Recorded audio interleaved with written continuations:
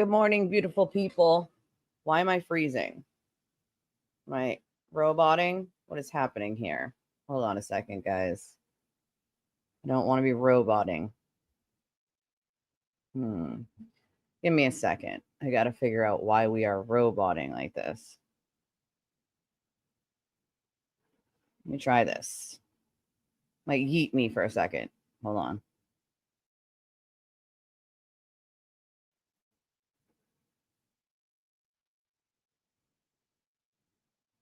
No, it's still doing it. All right, hold on. Give me a second here. Gotta love StreamYard. Appreciate you, StreamYard. Thank you so much for being such a large pain in the behind. Making me freak out. Annoying. I might need to reboot, and I don't want to have to reboot, but I'm moving around like a robot, and we don't want robot movements. Okay, my bushes, people. Give me 1 second. I might need to yeet myself out of here and reboot this thing.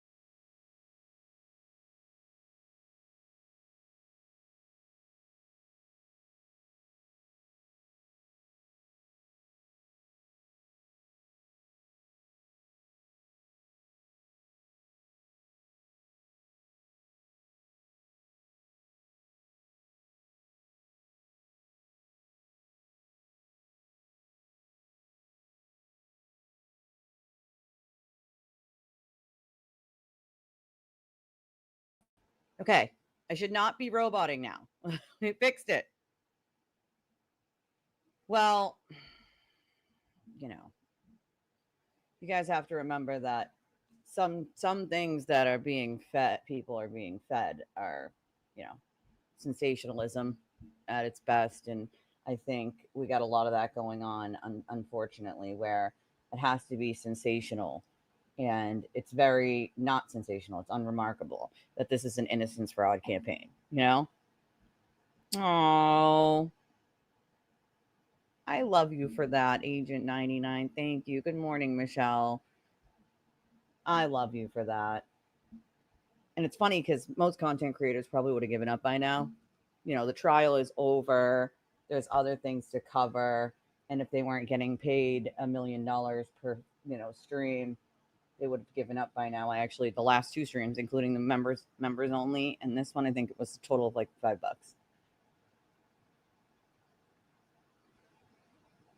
I won't be silenced by a bunch of psychotic mob members that seem to don't realize that they have been fed bullshit for years now and are chilling for a murder. It's just what it is. it's sad, but true. They very well could. Hey, Trace. They very well could. I think they will? I don't know. I don't know. I am going over some Innocence Fraud Campaign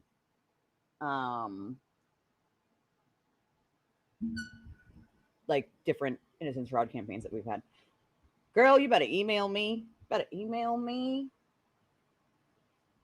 Better email me.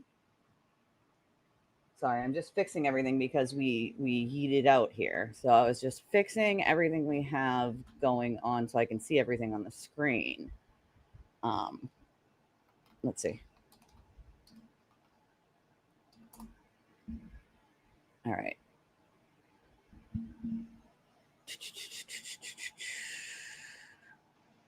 It's kind of sad that we're at this point in history where you can buy this kind of stuff, What? Girl, you need to come visit. Listen, you need to take the weekend off of the 25th to the 27th. I would love to have you with us in Saco. It would be so much fun to have my friend there and have a blast. Or maybe if you're going to New York this upcoming weekend, it's close to Connecticut. Girl, you know the entire country. I got some questions to ask you about Connecticut later. I got some questions. All right. I have oh my god. Partner group was shut down overnight. Oh no. It seems because her name was in town over 1,000 people. What the hell? What the actual hell? That's sad.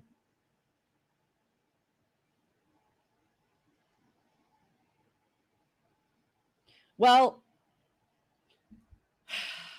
I'm struggle busting it this week, you guys. I'm totally struggle busting it. I apologize. When it rains, it pours, right? It's just like one thing after another. Just one thing after another. It could never be just one of those weeks where you're like, yes, I had an exciting, awesome week. Can't be that. Can't be that. Never. All right. I had notes here because I put some goddamn work into this shit. What doesn't happen is the question, Jesse. What the doesn't happen in my life? That's the question. There's always a crisis. Some crisis I have to fix. I feel like. What doesn't fucking happen? All right. I do have. I haven't even ordered coffee yet. This is why I'm non-functional at the moment because I have no coffee. So this is what happens on your. You guys remember that commercial? This is your brain on drugs. You guys remember that commercial? Okay. Well, this is your brain on no coffee. All right. This is your brain on no goddamn coffee. For the love of God. All right. Sorry, guys. So I have 5 high-profile cases where massive campaigns were launched, right? We're going to watch a little bit of some of the ridiculousness that we can find. This is your brain on no coffee. This is what happens, my friends. That fooled the goddamn world. Now, there are some recent ones, if you can remember. Richard Allen. We have the Brian Koberger thing. I know, I didn't do that yet. And I feel like pausing to try to order it is like stopping you guys for a second and leaving you hanging. And I'm not attempting to do that. Like, I know I want to have a cookout on the 4th of July, actually. I have the space. I have places for people to sit and hang out and play games. And so you need to email me, girl. You got to email me. Okay. Beat him. I don't know. You have time to hop up? You want to talk about it? It is totally ruined because I haven't had time to get it yet. You want to know what happened is my phone died last night. And because school's out for the kids, I don't have to get up at, 6:30 before my kid. And she's actually at my sister's. So I didn't plug the phone in last night, totally my fault, and it died. And I woke up at 9:20 and was like, fuck. So I didn't have time. I didn't have time. B-Tim says, what do you think of the Barry trial? You think that's going to be like Karen Reed? You know, it's just sad. It's really freaking sad that this is where we're at, people. Okay? This is where we're freaking at. And for me, it's more like I've seen this Innocence Fraud campaign before, but having it so close to home was something that I wasn't, ready for. A lot of you are actually in like New York and stuff, so it could be done with you guys driving here. Plus, to be fair, Tracy, my friend here, drives all the way from Texas. So if she can drive from Texas, I know they wouldn't. I did need the sleep. You're totally right about that. 100%. I feel like I never get enough sleep. Let me see if I'm going to shoot over. Actually, let's see if it works from here. B Tim link just to see if this is the correct. See if this is the correct one, B Tim, just in case he can pop up for a second. If he can't, that's okay. But a lot of these different innocence fraud cases would have never came to be if people didn't buy them, right? We have people that have bought and paid for. Girl, I know it's self-made torture, but I want you to come so bad. It would be so much fun for you to come on the Sacco trip. You know what I'm saying? You'd so much. But I wonder if you're going to New York this close to this upcoming weekend, because the place in Connecticut we're supposed to be going is close by to New York. Not too far from New York, at least. All right. So, why is my notes buffering? This is my life right now. Okay, this is totally my life right now, people. I couldn't have one thing go smoothly today for you guys. I just couldn't. So I guess overnight, some of the free Karen Reed Facebook groups were shut down. I mean, the not free Karen Reed Facebook groups were shut.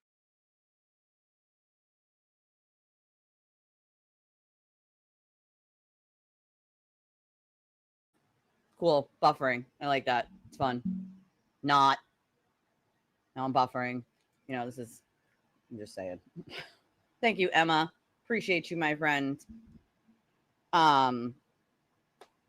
This is what's happening. It's the death circle right now. I have notes.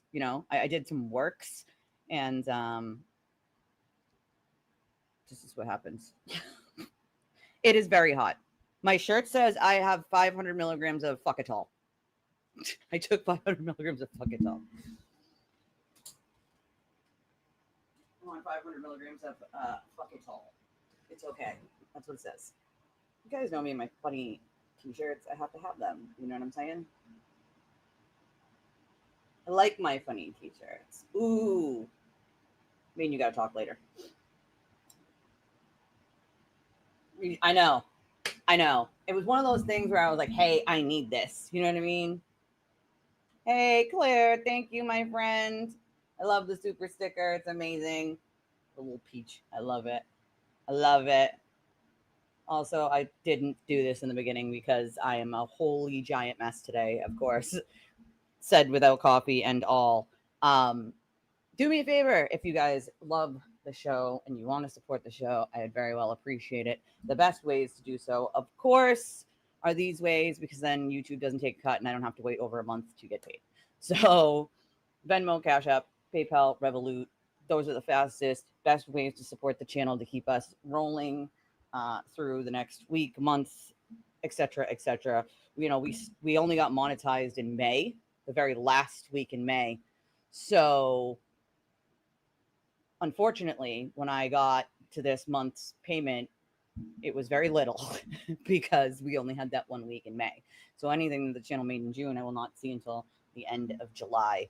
So it's helpful, definitely, to the channel. It's just not helpful to keep us rolling at the momento. So these are the fastest ways to make sure that we keep rolling. Claire, I love your face. Thank you. Me and you, we gotta go out. We gotta do something. We got to go. We got to have a drink and some foods. Some foods. We got to have some foods. I'm ready because I haven't been out lately, and I feel like I need that woosah, you know. Oh yeah, I mean, the juror is ridiculous. I wish that she would realize there's a family out there that's suffering, and it's totally not okay to make jokes about someone's death and then make it snarky remarks about how funny the media tour is. It's not funny. There's a family out there suffering, and I think it's pretty brutal of someone to think that it's funny because why? Well, let's guess. Mob mentality. They're being egged on by people. Why is my phone still buffering? This is absurd. But that's what we're dealing with. I mean, we saw innocence fraud when it came to Richard Allen in some ways, Fidelphi. We saw innocence fraud. We're even seeing it in the Koberger case. You know, we saw it early on in the Koberger case, but we're seeing it now in the Koberger case. There are so many cases where this is bought and paid for. All you got to do is buy a content creator or a couple, right? Throw some money at them, have them cover it the way you want them to cover it, feed them talking points, let them feed their minions talking points, okay? Have the mainstream media pick up on it because they're seeing the Innocence Fraud campaign. I can't even bother to watch them because I see the clips and I'm like, these are not intelligent people. Like, we are fucked. We are screwed as a society. I don't know. I don't know how much they're going to cost. I sent an email. I will find out when they, email me back and say, hey, the transcripts are going to cost X amount of dollars. Hopefully not $1 million, but they probably are going to, it depends. It depends on how stingy the courthouse is and how much they want to, because they can send it via email. I don't need it printed. You know what I mean? They can just send it to me email and I can do it that way. But I have no idea how much they're going to charge me for those transcripts. When I know, you guys will know. They have usually 10 days to answer.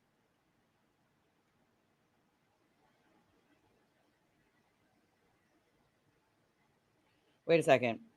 I'm reading LTL took down his page. I love you for that. I love your face for that. I do. I love you.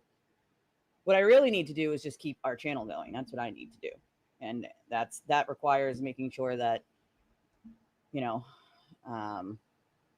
we get donations directly to me because that's the only way. Do you know that StreamYard?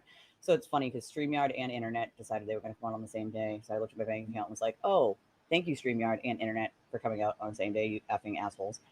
Which was like 2 days ago. And I was like, you guys are something else. StreamYard actually increased their shit last year it was $25 a month. It was perfect. Perfect. That was pretty great. $25 in the month. Good to go. They increased it by almost to 50. So it's like 48 a month with like taxes and whatever. What? They increased it over 50% because so many content creators were using StreamYard. It's easy to use. It gives you a couple options to do. It just doesn't have an app, which is kind of the downfall of StreamYard and why people do OBS. But, oh God, that's sad.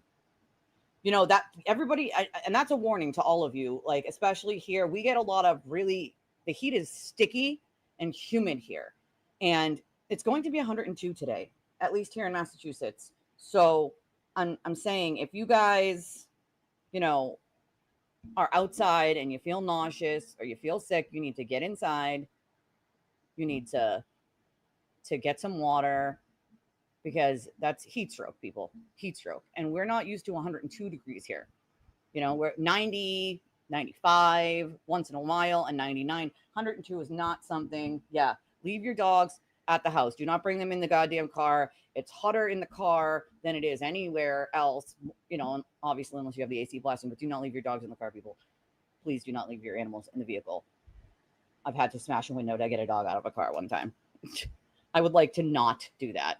So I'm hearing that all of the like FKR and non-FKR Facebook pages were taken down last night, which is strange. And LTL apparently as well. Here's the strange thing. There's still one group that we have on Facebook. So weird. So I don't know how exactly it happened. It looks like maybe Facebook took them down. I don't know. I have no idea. I suspect that as well. But it's unfortunate. It's unfortunate that because now we have to deal with who's going to hold him accountable. Yes, so all the pages except for one. So as I'm looking at it now, one page exists still for the non-people who don't think that she's innocent. It's the support for John O'Keefe's family and friends page. So I guess we're probably going to see an influx of people on that page. She probably did because her name is in them. I wouldn't be surprised if Alan Jackson decided to send to. But if you're going to take the anti ones down, then you would have to take all of them down. You can't just take anti and not anti. You know what I mean? Like, that's freedom of speech. You can't do that. This one doesn't have her name in it, the one that wasn't taken down. So maybe that's why I do be surprised. I think that we'll see an influx of people in our group that still exists. Hi, Rhonda, because the other ones were taken down. I don't know. I don't know what happened overnight. I just know that that's what happened. Good morning, Lisa. So it's unfortunate, but that's what happened. So give me 1 second. I'm gonna. It's just really sad that this is like the world that we're living in here. You can buy and pay for your innocence fraud campaigns, and that helps. All right, let's see. Are my notes just never gonna, like, we're not gonna, no? Yeah.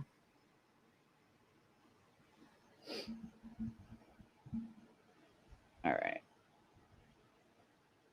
See, the problem is, right, reverse search to faces. You could do that. You could do that. You could reverse search people. You could. You absolutely could. That's a very real possibility. I mean, paid them off. I don't know. I honestly think that if you just get a couple mob members in there, good to go. Let's talk about innocence fraud campaigns for a second here, right? I know. I don't get it, Rhonda. I was just alerted of this. Weird. Really strange. I mean, hey, it is what it is. What I find funny is that anything with their name should be gone then, if that's the way that Facebook is going to do it. It's one of the reasons why people jump from Facebook to X. The problem with X is that it's very volatile, and it just allows pretty much everything and anything. Oh my God, no. Really? Where? Shut the hell up. Where? Tell me it didn't have animals in it. Please tell me it didn't have animals in it. Please tell me it didn't have animals in it. LTL closed his page too. Good for him. He should do that. Well, that's true. That's very, very true. Well, that's what it is. A surveillance state. Everything's a surveillance state, people. Your phone is listening, Oh, animals inside in cages, man. Where did this happen? Where did the transport van catch fire? Oh my God, that's awful. LTL Media was not taken down. He just announced to all his followers that he's moving focus away from anything Karen Reed. He's going to focus on Idaho 4. He needs to go away, is what he needs to do. Of course, you want to move your innocence fraud campaign over to Idaho 4 and Sandra Birchmore. Like, get the fuck out of here, bro. Nobody wants you and your innocence fraud campaigns over in the Sandra Birchmore case or the Idaho 4 case. But beat it. See you later. Bye. Oh, I'm disgusted. Headed to New York. Oh no. Well, that's another thing. Why would you close your personal account? It's kind of weird. Wouldn't you just like say, hey guys, I'm starting to focus on other things like I have? Like, hey guys, I'm starting to focus things. we'll still cover it, but we're starting to focus on other things. The trial is over, right? We'll definitely do the transcripts. I've put in the whatchamajigget, the email for that, for the sidebar, because it'll be interesting to know like what needed to be at sidebar every 5 minutes, right? He should just go away. That's what he should do. He should just I don't want new audiences though. Like that's I don't want a new audience. I want my audience. But here's the good thing about me is my audience can move with me to the next thing that we can talk about, and also remain vigilant on, making sure that we say something if we see something that's not right. I want to know too. Me, Trace. I need to know. I don't want to know. I need to know. I need to know what was in there. I need to know what was so important in those goddamn transcripts that they needed to go every 5 minutes to a goddamn sidebar throughout the entire freaking trial. I need to know. And I want to know. I need to freaking know. Well, that's the thing. There are 4 people in the Idaho case that passed away. 4. We don't need these idiots trying to create their own innocence fraud campaign there. Go the F away. Do something. It probably is Maui. I suspect because her name is in it. Because the only page that didn't get taken down was the one that was for support for the family. And I suspect we're going to see an influx of members in the coming days of that one. But I enjoy all of you. I don't want a new audience. So for these people, they're moving on to other things. They're, going to the next big thing. Cool, great. I don't want a new audience. They want a new audience, right? They're done dealing with the mob, probably. LTL is helping Tom CPU with a fundraiser Saturday for TV. That's gross. You're still supporting that idiot while moving on. Make that make sense. I do. My platform needs to grow because we're not surviving it at the moment. How do I put this? If I don't, like, the super chats and super stickers are great for the channel because it pushes the algorithm and lets people know that people are engaging in the channel, things like that. But when the donations go to YouTube, they take their 30 to 60% out of it. And then I have no ability to pay for the costs currently. And I'm not a big enough channel to wait a month. So that's really where I need to focus, which is why I've been, we are. That's exactly what we're going to do. That's exactly what we're going to do is show the court cameras from like during that sidebar on each sidebar. Grant was discussing the Rachel Rollins Reed connection yesterday. Well, Rachel Rollins actually hated Turtle Boy at one point. Funny story here. Rachel Rollins hated him. He did like a story on her at one point. And then she decided to start working with him. Sad, but true. So she started working with him behind the scenes.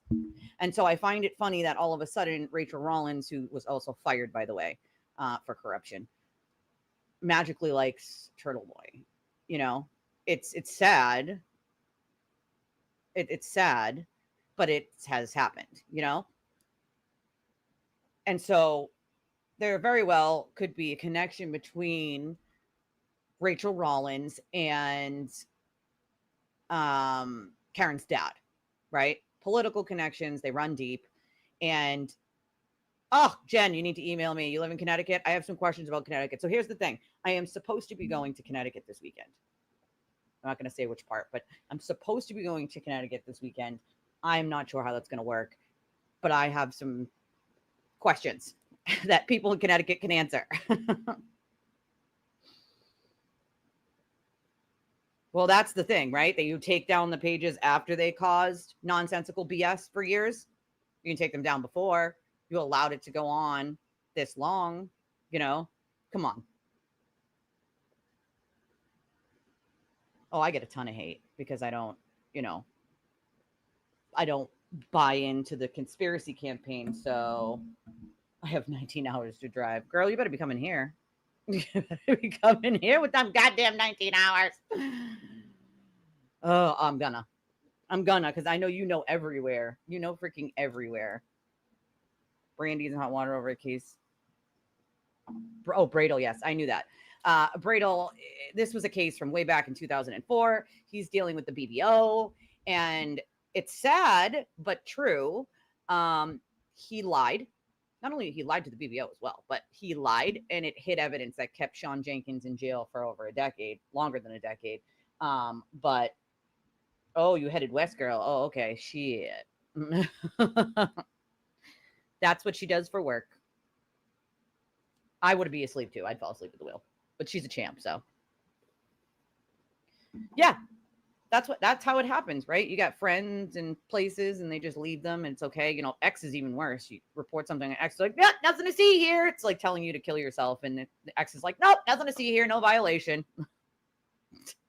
Like what?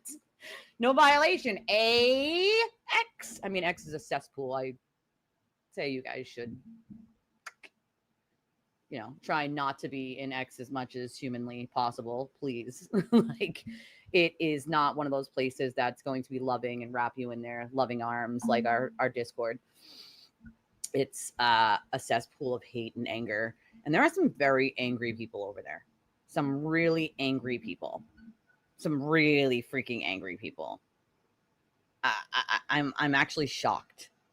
So way back in 107, they probably don't have that. So, I mean, you guys don't have that like sticky humidity though, right? It's not as humid, or maybe it is because it's Texas. So, I mean, but to be fair, when I went to Florida and we were in Miami, this was years ago, but it was like 100 there in the 4th of July week. And I was like, this is hot, but it's not as sticky. And that was Miami. It wasn't as sticky, as humid, you know? Oh, the civil part of all of this, I'm covering the civil part of it. I mean, there's going to be quite a bit of civil cases coming from all of this. And I pray to God that we're talking about, you know, the Koberger case and some of these other innocence fraud campaigns, that these families don't have to go this route that the O'Keefes have to go, because we'll be dealing with civil cases until the cows come home. You are shortly here going to see civil cases drop like a bad habit. So it's just going to be civil case, civil case, civil case, person sued, person sued, person sued. And so this is going to go on for quite some time. And when you're in a civil case, you don't get to plead the fifth. You can't say, I'm pleading the fifth and I don't want to incriminate myself. You have to answer the questions. There is no pleading the fifth in a civil case. So that means that Karen and Turtle Douche are going to have to answer questions under oath about things. I mean, she can attempt to file some. I don't think that's going to work out for her ultimately. Qualified immunity pops up into mind. You know, you can't sue this. You can't sue the court. You can't sue the state because they have qualified immunity. They had the right to bring the charges, do the trial, blah, blah, blah, blah. I mean, she might be able to sue the Massachusetts State Police for very, very little, but no. So also there's this thing in Massachusetts where if you win, say you take the civil trial, you don't settle, right? And you take the civil trial all the way to like the whole shebang. You do the whole little civil trial. You don't like, you say, hey, I'm going to, you know, take the payout and call it a day. You go all the way with it, right? That means that if you win, you get up to 3 times the amount. 50,000 is just the minimum for a larger case like that. In a small claims court, I believe it's 10,000 in Massachusetts. So 50,000 is just the minimum. They damages, you can ask for upwards of, you know, whatever. But 50 is just the minimum that has to be done to get to a civil suit of a larger class like that. So yeah, settlement was the word I was looking for. I should know this considering I had like a employment settlement freaking 10 plus years ago. But 50,000 is just like the minimum of where it needs to be. You have to be suing for at least 50,000 or more to get into a larger claims court for civil. And that means everyone has to answer questions under oath. So I have done a deposition, and what happens is there are lawyers at the table, right? You got the lawyers at the table, there's a recording device, whether it's video or audio or both, that just depends on what the attorneys agree to. Mine was just audio, and you're sitting at the table, and the other side will ask you questions, right? And you'll have your lawyers with you, and you look at your lawyer. If your lawyer's not objecting, you answer the question, right? You always wait to answer the question until you look and see if your lawyer's going to object. If your lawyer's not object, you answer the question. So that's how it's going to go. It takes hours. I sat in that room for freaking hours doing this deposition. Okay.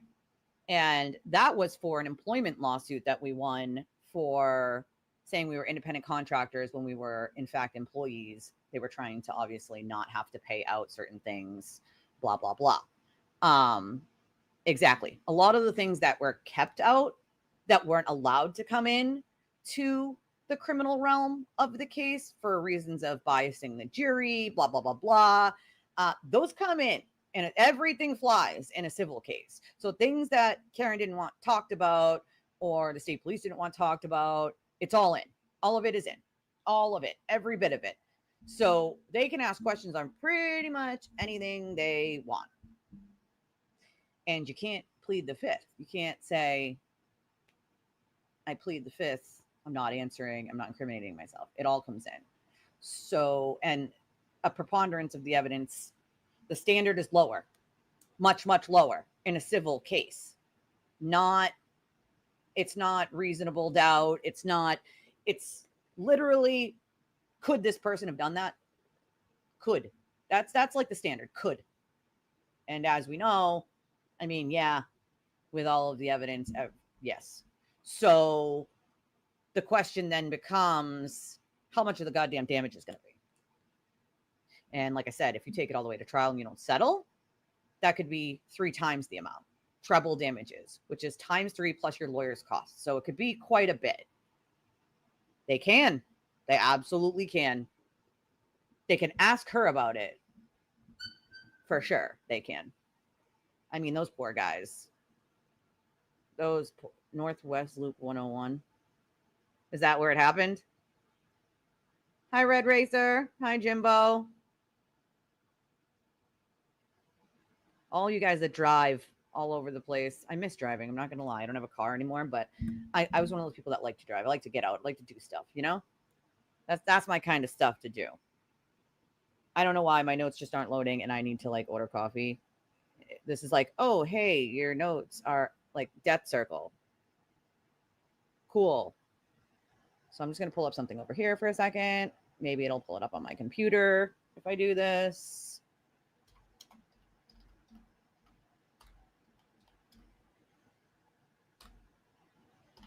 You know, I wouldn't say, if you can go back to OJ, that was definitely partly an innocence fraud campaign. But you had the jurors that lied to get on the jury, unfortunately. Sad, but true. The jurors then admitted it. It's just really, really sad to me that this is the level of ridiculousness that we're dealing with here. Hello, search. What are you doing here, computer?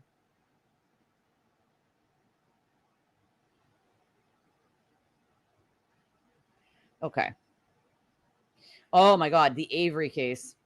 You guys remember that one?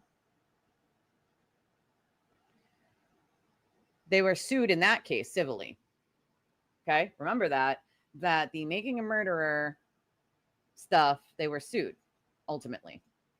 Civilly sued, you know? Hey, I mean, I think most people do know. Have a good day at work, Dougie. Most people do know. Vodka OJ. She did reference a witness in trial 1, Tess Chart, who wasn't in trial 2. So it is a little suspicious as to why she would have, you know, said that. But, you know, nothing we can really do about it. Okay, wait a second. What is happening here? Hello.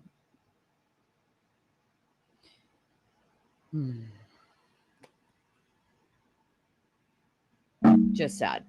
OJ, we had a lot of those. Yeah, wait.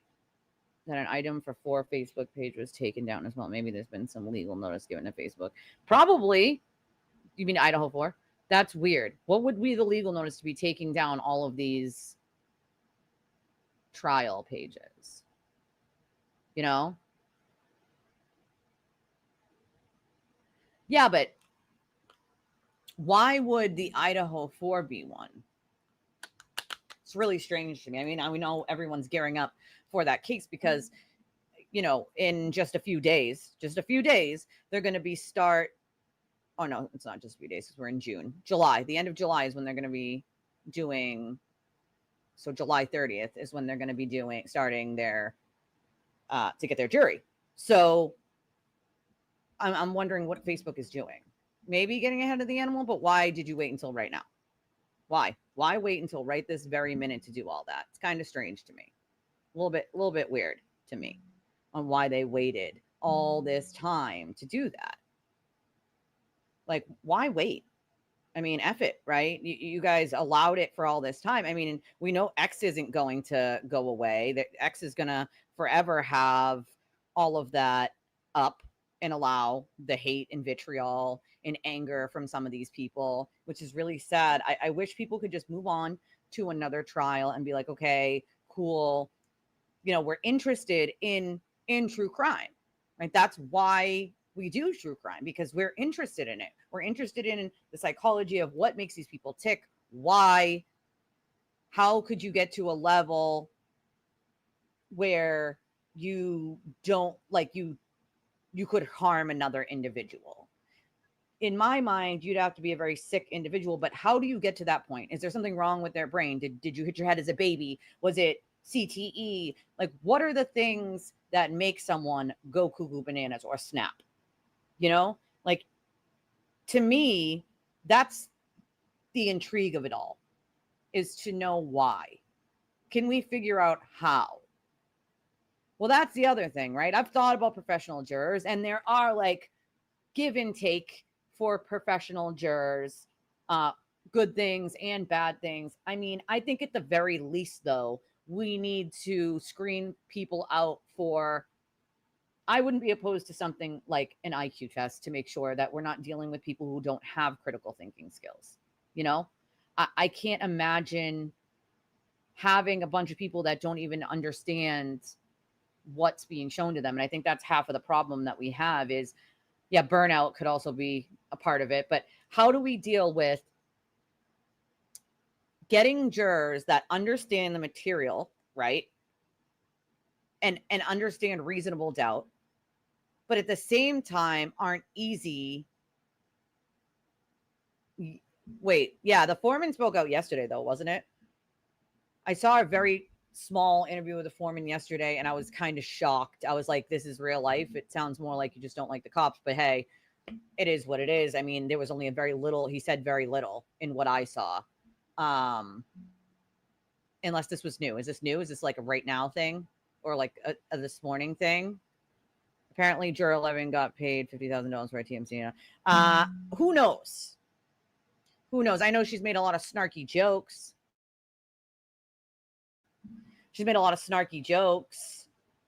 We've looked into that, actually. We've looked into that. I mean, yes, but also then why isn't X also for fact checking? They don't fact check shit. And at the same time, you still have to allow free speech. So how do you, that's a really hard, slippery slope if you're Facebook or X. The problem with X is that everything goes, anything goes, doesn't matter what it is. And they go and they use bots. So when you report something, the bot within seconds comes back and says, nothing to see here, when clearly there very much is, right? And Facebook sometimes will block you for 3 days for, like, they literally blocked me for 3 days for asking if someone wanted my daughter's one-time used 4T Minnie Mouse costume for Halloween one year. I was like, hey, does anybody need this for like a birthday party? Blah, blah, blah. I don't want to throw it out. It was 4T, Minnie Mouse, and this was years ago, obviously, because my kid's not 4 anymore. But they, I kid you not, Facebook blocked me for 3 days for that. What was wrong with that? You know, this morning, full interview on today's show. I wonder if we can play that. Is it bad? Is it bad, guys? Is it bad? TMZ probably pays most people, but then again, if you're willing to do it for free, why would they pay you? You know? Oh, this one's where you can actually see the guy. Okay, hold on. Let's see if we can find a clip. Whoop, hold on. Let's see. Let's see, folks. Let's see. I'm happy all of you are here. I appreciate all of you. I am happy you guys are all here. I don't, Tracy pointed out something really important earlier, which was a lot of these channels are moving on to other cases. We're doing that also. But that they want a new audience. They're probably done dealing with the mob, right? Like the hate and the anger. They just want the dollars from the mob, right? So they want to bring some of the mob. They just don't want all of the mob. I don't want a new audience. I want to grow my audience, but I want all of you to come with me into our next adventure. And I feel like this is one of those channels where you can come with me into the next adventure, right? We are a team, a family, dysfunctional, amazing, funny, intelligent family, but a family nonetheless. I've gotten to know each one of you, which I love. Exactly, right? You blocking stuff, but you don't allow Minnie Mouse costumes to be given away. Like, what? What in the actual hell? I'm looking for it right now. Give me 1 second. I was also attempting to order coffee, so I'm like trying to do 2 things at once over here. Totally trying to do 2 things at once. Oh, good. Now, Jen, I'll get you after the show because I have that Connecticut question for you.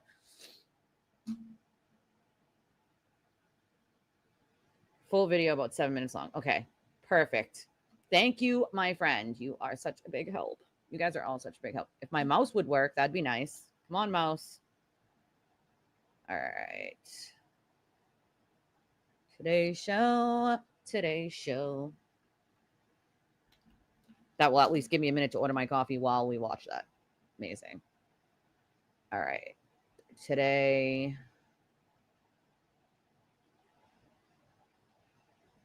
Shorts. We don't want shorts. Let's click on that.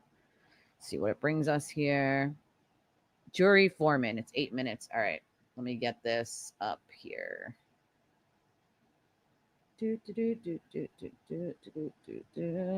Share. Hey. Share screen. Hey, Tarn. All right. This is it. All right. Hold on. All right. While we play this, I'm going to take the second to try an attempt to order my coffee. Now, do me a favor. If y'all just love this content and you want to keep us rolling, I would appreciate it.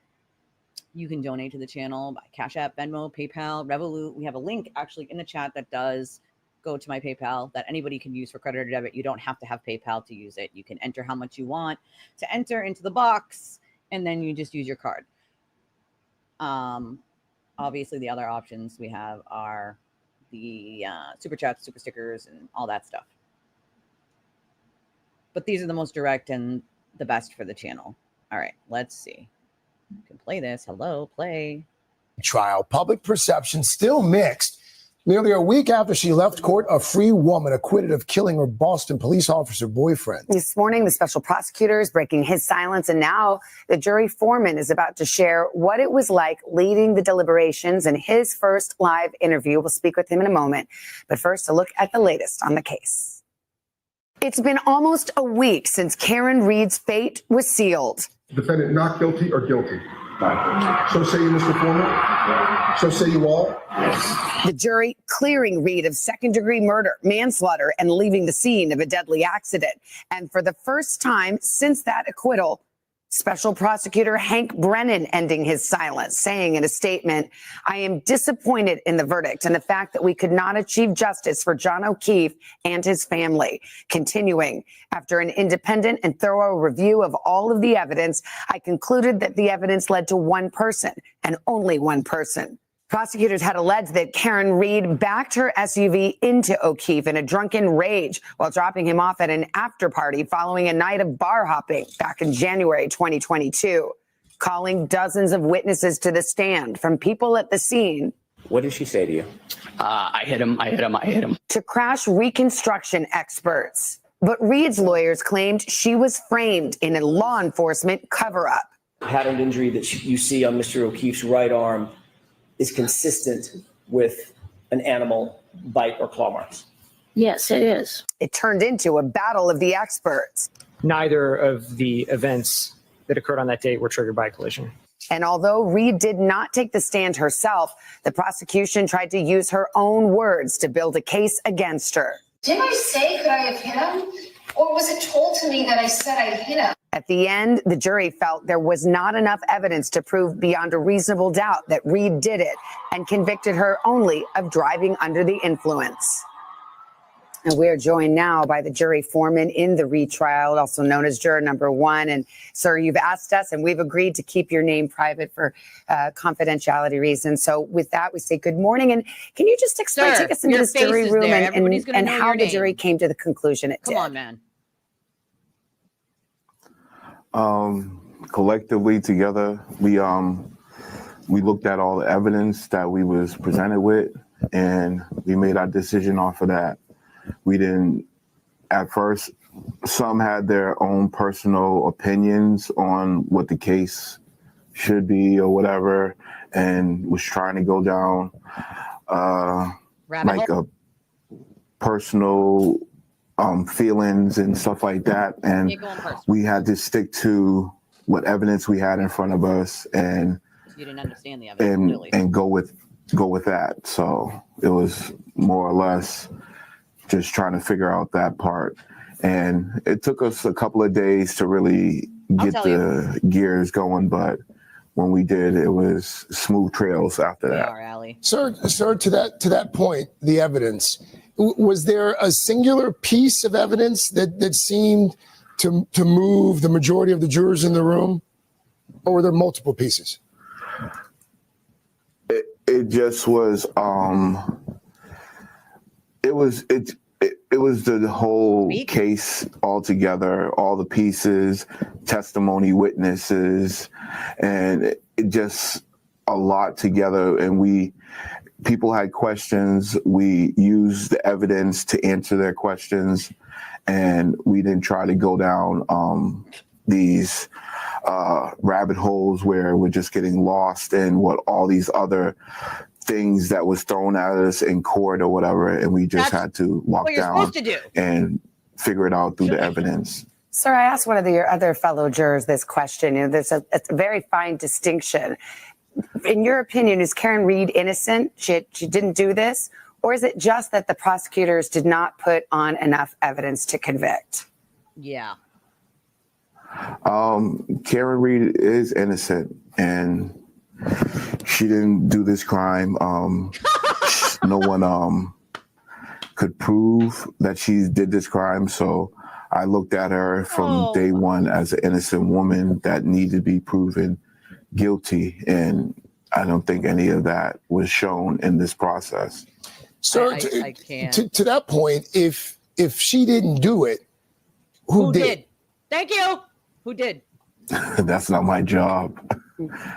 So it's kind of your job. I mean, where the evidence something did happen to Mr. O'Keefe. No. And it's foul play or whatever you want to say, but there was no evidence to even through multiple witnesses and testimony by his autopsy and everything. It was still no one said to solid evidence that there was a collision or he got hit by a car. So you don't think she actually hit him with everybody? You don't think she hit him with the car at all? No, go ahead. You don't think she hit him with the car at all? No, I don't. Not with the evidence that was put in front of me and even that guy's stunned. He's like, what we heard over everything. No, I don't.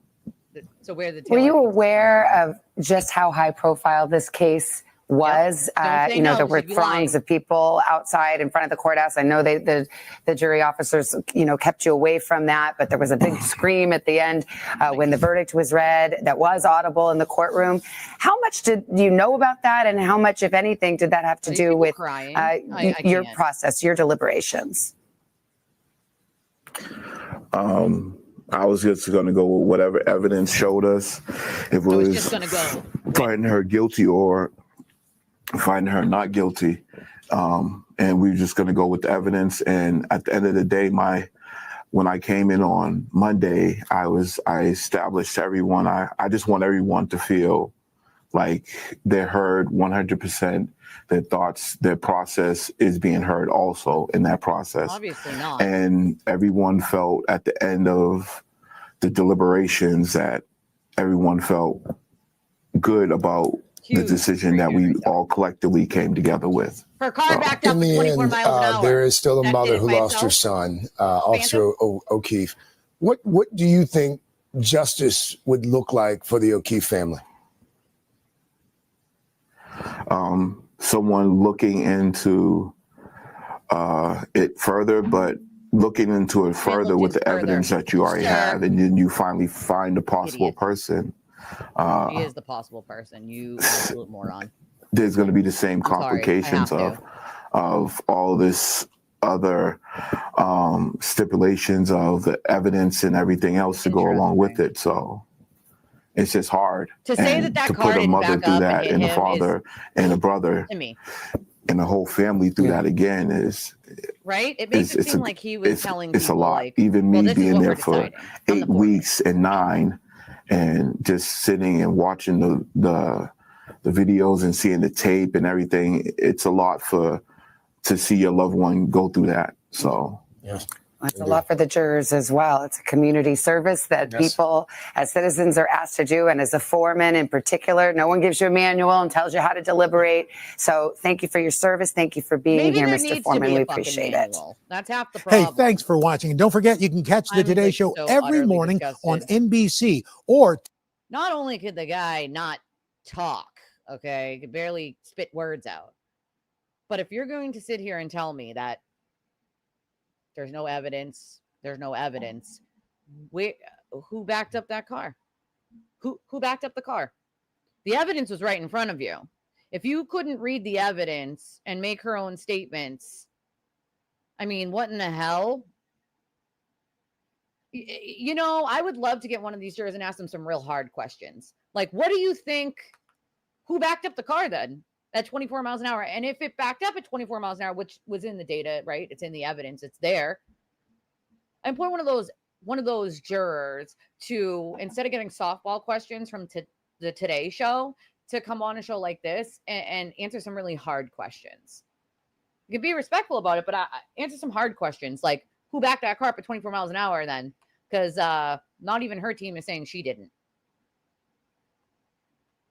Where did the taillight pieces come from that were in his clothes? Arca showed you exactly how it could have happened. Just FYI. So who? It's not my job to know who. Well, it's kind of your job to deliberate and say, is she the person that did this or not? Her car backed up at 24 miles an hour. Did you not look at the phone data? Did you not look at any of the data from the car? Did you disregard that and just say, hey, I didn't look at any of the data because I didn't understand it? Because at this point, it really seems like these people didn't understand any of the data. And since they didn't understand the data, they kind of just pushed it to the side and said, well, we don't understand. So, hey, F it. We don't understand it. So screw. It's mind-blowing to me. Mind-blowing. You know, that's not how it should go. The foreman is just the person that sends the notes out if needs to be and takes the votes. And that's it. You know, I don't think it has anything to do with color, because let's be clear here. I am myself a person of color. Okay. I know I'm a little pasty right now, but I'm Puerto Rican and Irish, and I'm actually Congolesian, funny enough. But to me, if you put all of these people on a jury and all of these people are saying the same kind of talking points that come from FKR, not what it was in that deliberation room, not hard questions about, okay, well, who did, that question was perfect. Who did? Oh, I don't know. It's not for me to know. Seems like you do know. You just didn't want to vote guilty. You didn't want overtly smart doctors or engineers. Gee, I wonder why.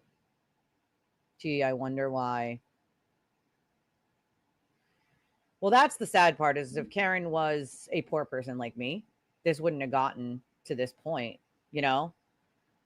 Oh, yes. I talked to Allie. I don't know. The whole thing got shut down overnight. But there is one that still exists. There's one that still exists, and it's the didn't get shut down because it doesn't have Karen's name in it. But it's called, I'm sorry, hold on. Support for John O'Keefe's Family and Friends. So if you were in one of the groups that got shut down, I probably joined that one, because that's the only one that we currently have up that wasn't shut down overnight. We don't know why. Allie's appealing that decision, but that's the only one currently that's still standing, is the Support for John O'Keefe's Family and Friends page. It's unfortunate, but that is what happened. I don't know why. I don't know why. Oh, Shannon. Oh, I love that Shannon won that. Thank you, Francesca. Thank you so much. And also, thank you, Allie, for becoming a member. I appreciate you guys. If you guys want to donate to the channel to help us keep rolling and keep the content coming, I would appreciate it. It's the way that we get by here. You can do so one of these ways. These are the best ways, because this way goes directly to me, whereas through YouTube, I have to wait until the end of July to get anything that comes from the YouTube end, which is like super chats, super stickers. All of that will come to me at the end of July, which will be helpful then. But until then, these are the most helpful ways to try to get us to that point. All right, let's see. And the like button, yes. Yes, thank you, Rhonda. That's what it is called. So if you're looking for a group to join because yours got shut down, that is the one. Yeah, Tracy's right. A lot of the pages are gone. Apparently, even one of the Idaho 4 pages, which is really strange. Facebook took down a bunch of them. Well, that's the thing. It sounded like he made his decision before he even was picked, whether he was going to be a juror or a alternate. That's the thing. That's why I think they do keep answering the same way. That's the part that gets me. That's the part that freaking gets me. It just makes no sense. All the, maybe we didn't do a good enough job dispelling the misinformation. Maybe I didn't do a good enough job making sure that some of the bullshit and noise that was fed to people was outed for what it was. But I did the best that I could, That's a good question, Tracy. How can you take no notes? How? In all that, how do you remember it all if you take no notes? I mean, some people can remember it. I get it. Some people can. But you're in a trial that's over a month long. You'd think you'd at least take something, Yeah, nothing. We see nothing. Nada. Not a thing. She didn't. So she didn't go like, you, and you. You're on the jury. They put bingo balls in a thing, and the clerk, Jim McDermott, pulls them out by numbers. So it goes by numbers. That's how he was picked. He wasn't picked by the judge going, you, and you. They were picked by numbers, and then there were 6 alternates. No, not one. And to me, that screams volumes. It's not, oh, we looked at the data and determined that it didn't fit with the other evidence. Not you're not hearing anything about that. Yeah, that's another thing. NBC tends to joke to me, you're talking about people like Sue O'Connell, Well, they didn't. That's very clear that they didn't. There wasn't enough evidence. Hank laid it out like a 5-year-old could have picked it up. A 5-year-old. A 5-year-old. Is that what he said? Is that something that he said, that he knew them?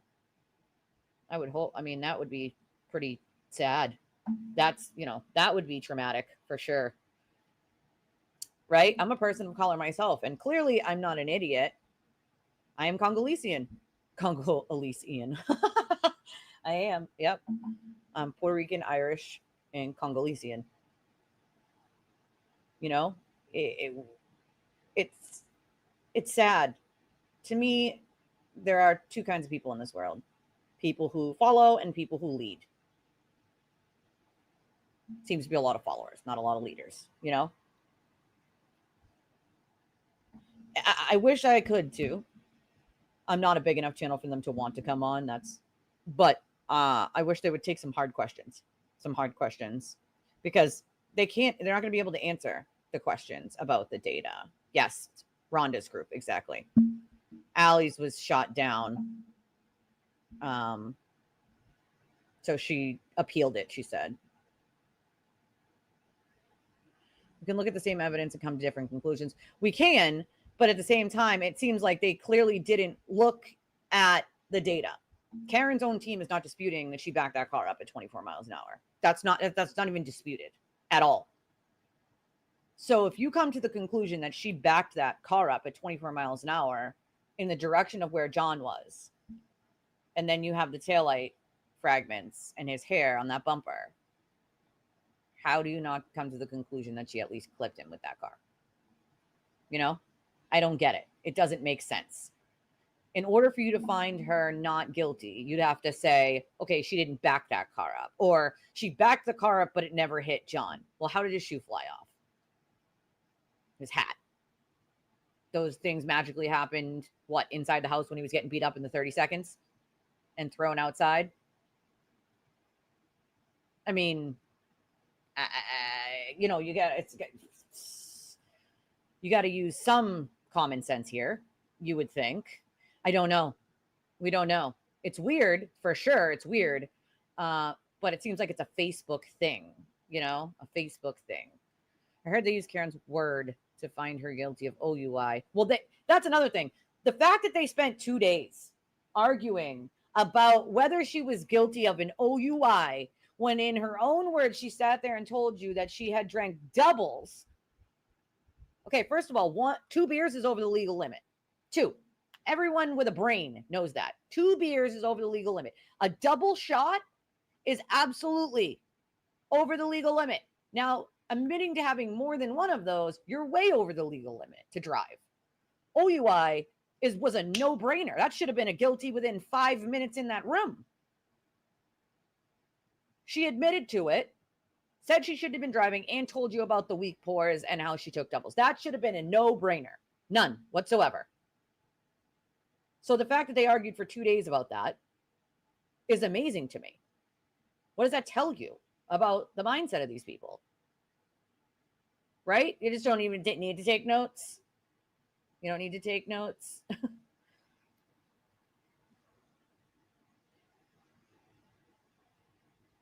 It was definitely a red flag, but at the same time, some people just don't.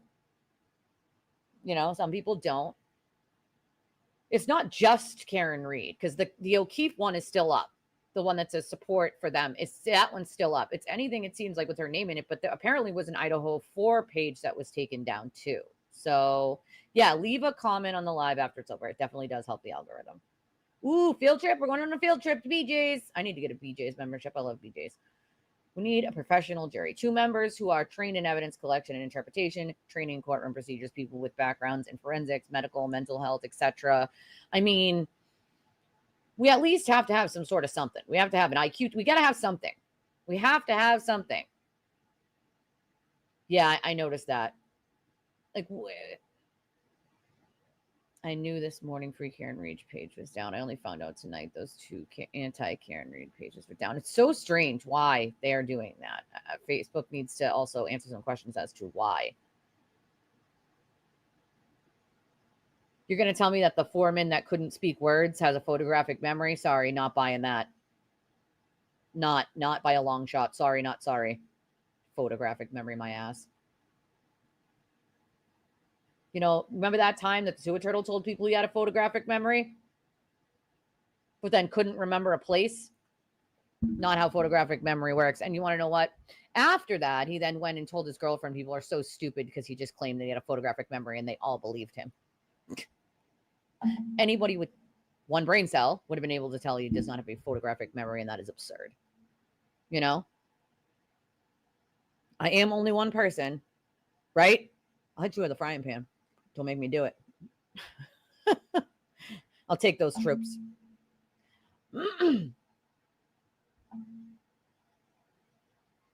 Oh, yeah, memorized all the numbers. Sure thing.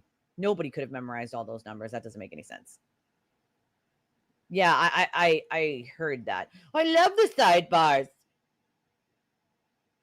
Yeah, there's just no chance. I agree with Tracy. There's no chance. You know? It's probably because Karen's name isn't in your group name. That's why, Rhonda. It's because your group is just the support for the O'Keefe family and doesn't have Karen's name in it at all.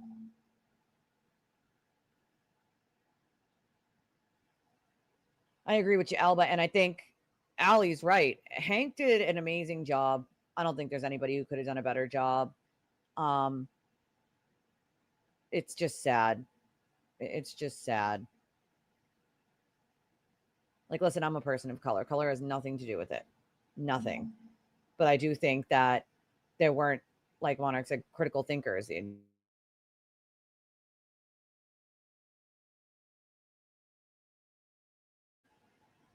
Sorry, I was buffering. I had to fix it. I'm a person of color. I'm clearly not a stupid person, am I? Color has nothing to do with it. I just think that there didn't have enough people who understood that data. They just didn't. I don't know. She said she appealed it or whatever she did was like send in a thing to give a reason to hope that they will reverse it. Because if they take it down, they have to give you a chance to like appeal. So she is doing that, but I don't know how well that's going to work. It's Facebook we're talking about. Right? I can do the conga. Conga, conga, conga. I actually want to visit there and see like where my ancestors are from, to be honest. I mean, it doesn't sound like they deliberated. What it sounds like is they went with their feelings and emotions and were like, well, I feel like this. He said, oh, we didn't want to go down rabbit holes and people wanted to go down their personal feelings and rabbit holes. You're supposed to go down a couple of rabbit holes. That's kind of the point. You look at the evidence, you go, could this have happened here? Could this have happened here? Okay, we rule these out, right? This evidence doesn't fit with this idea, done with that. This evidence doesn't fit with that idea, done with that. That's the whole point. That's how you deliberate, is you take the pieces of evidence and you go, does it fit with the Commonwealth theory? Does it fit with the defense theory? Where does it go? Where does it go? It certainly does not fit with a nonsensical conspiracy theory with 50 people involved, you know? But that's another thing. The cost of the trial should not have been a factor in deliberating anything at all. So going forward now, what's going to happen is it's never going to be allowed to be mentioned on how much each side spent on what. That's irrelevant.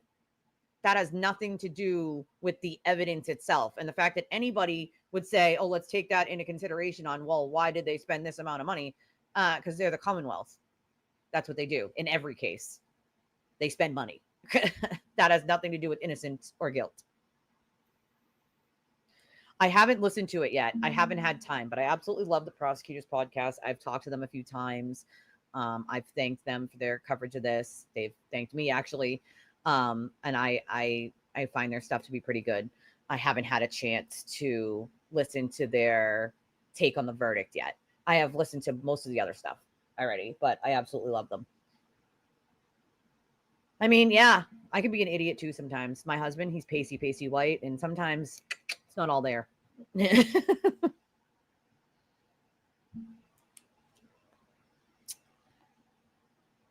All of the jurors who have been interviewed after the verdict are clearly prejudiced. They had their minds made up before they even went into the first day of retrial.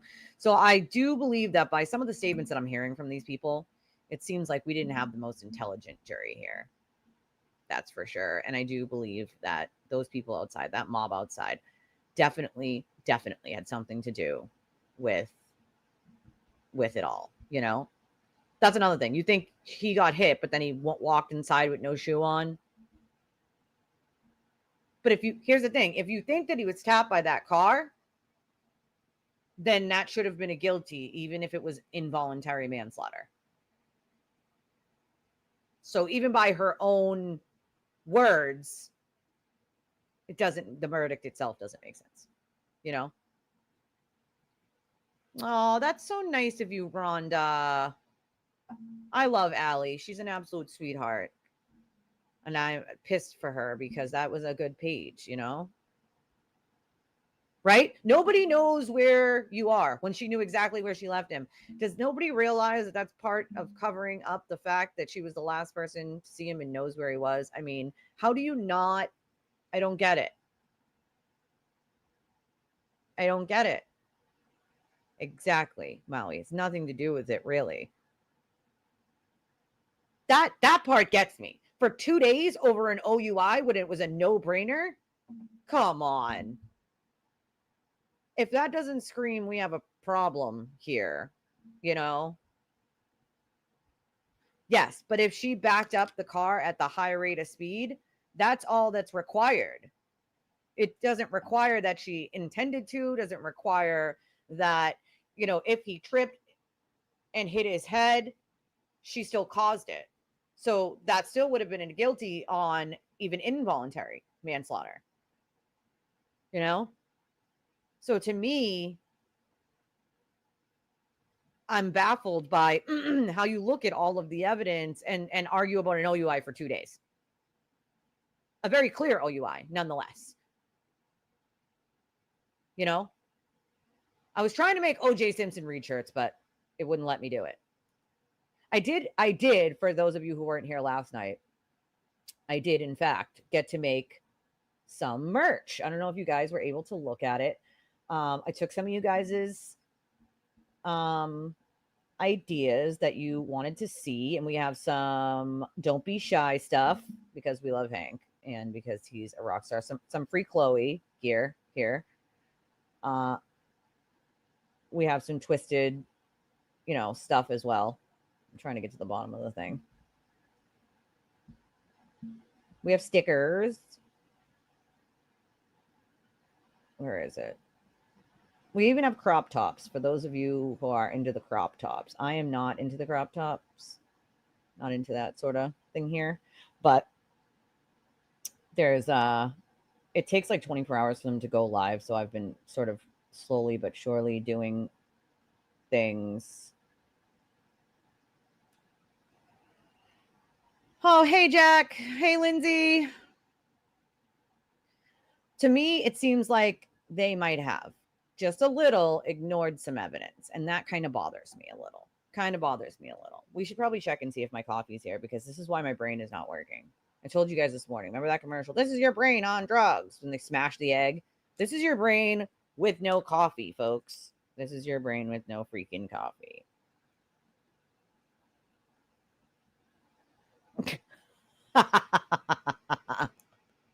I'm dead, Tracy. I'm dead. I'm dead. Oh my God, my coffee is out front. Why do they do that? Why do they? Hold on. I got to scream for the hubby to go get it. Hold on.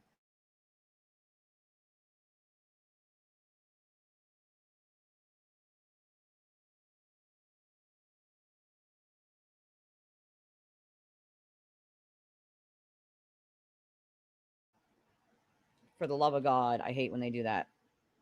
Okay.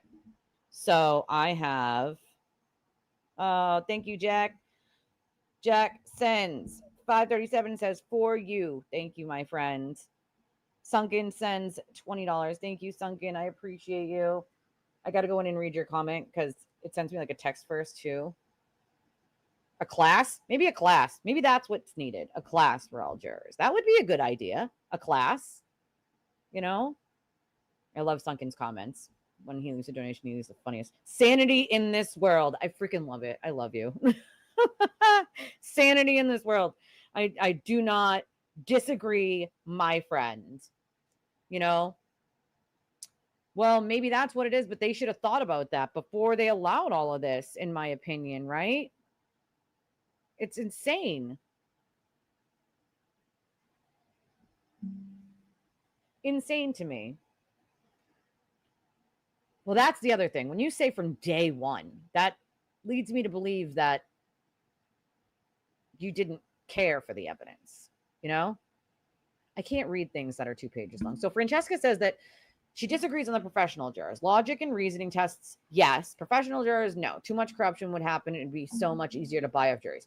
So that's why I said, like, I went through like a list of goods and bads if it came to a professional jury, right? And leaves room for corruption. But I do think that there should be some basic maybe logic and reasoning, IQ tests, and maybe even a class. Maybe Sunken's Raid. Maybe they need a class, you know? Yeah, we just watched it. We just watched it here. That's another thing. Why were they asking about 12:45? That wasn't even in the timeline. It was 12:32 or whatever. And why did you need to know whether the DUI happened at 12:45 or 5:30? That's kind of a weird question to ask. You know that she DUI'd no matter what time she did it. You know, really strange question. He should have said there wasn't enough evidence to prove guilty or there was reasonable doubt not she was 100% innocent. Appalling. Yeah, I agree. You can't sit there and say someone's innocent when you have the evidence staring you in the face. I mean, it's very clear to me that she hit him. Now, we can agree or disagree on what happened after that. But if she hit him with that vehicle, that would have been a guilty even on involuntary manslaughter. Thank you, baby. People are comparing this to the OJ case. If there's enough reasonable doubt for OJ, there's enough reasonable doubt for her. I'm serious. It's not just one person who said that either. It's like dozens of people who made that comparison. Oh, man. Amazing. Like, this is the shit that, like, you know, amazing.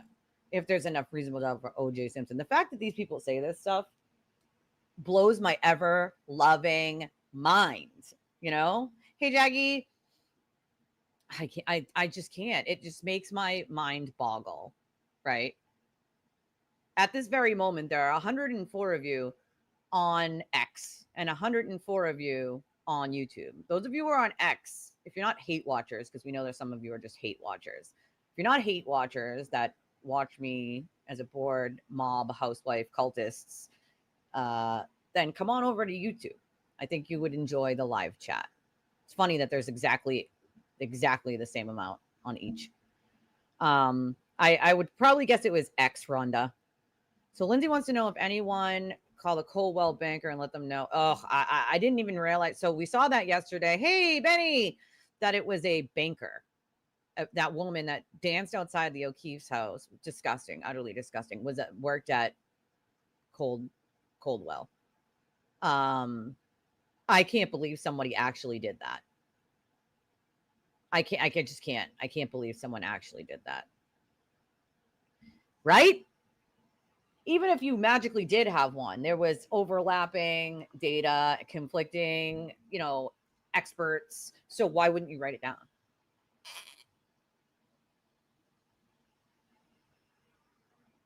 I mean, I do believe money and connections buys you quite a bit, unfortunately.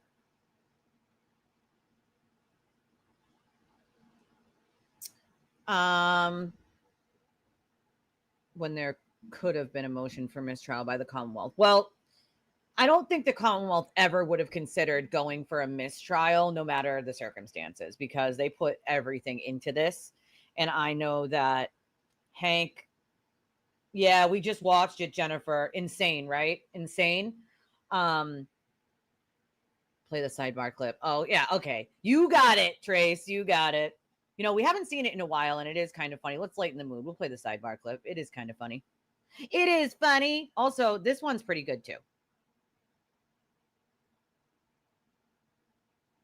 Mrs. O'Keefe rolling her eyes at the ridiculousness.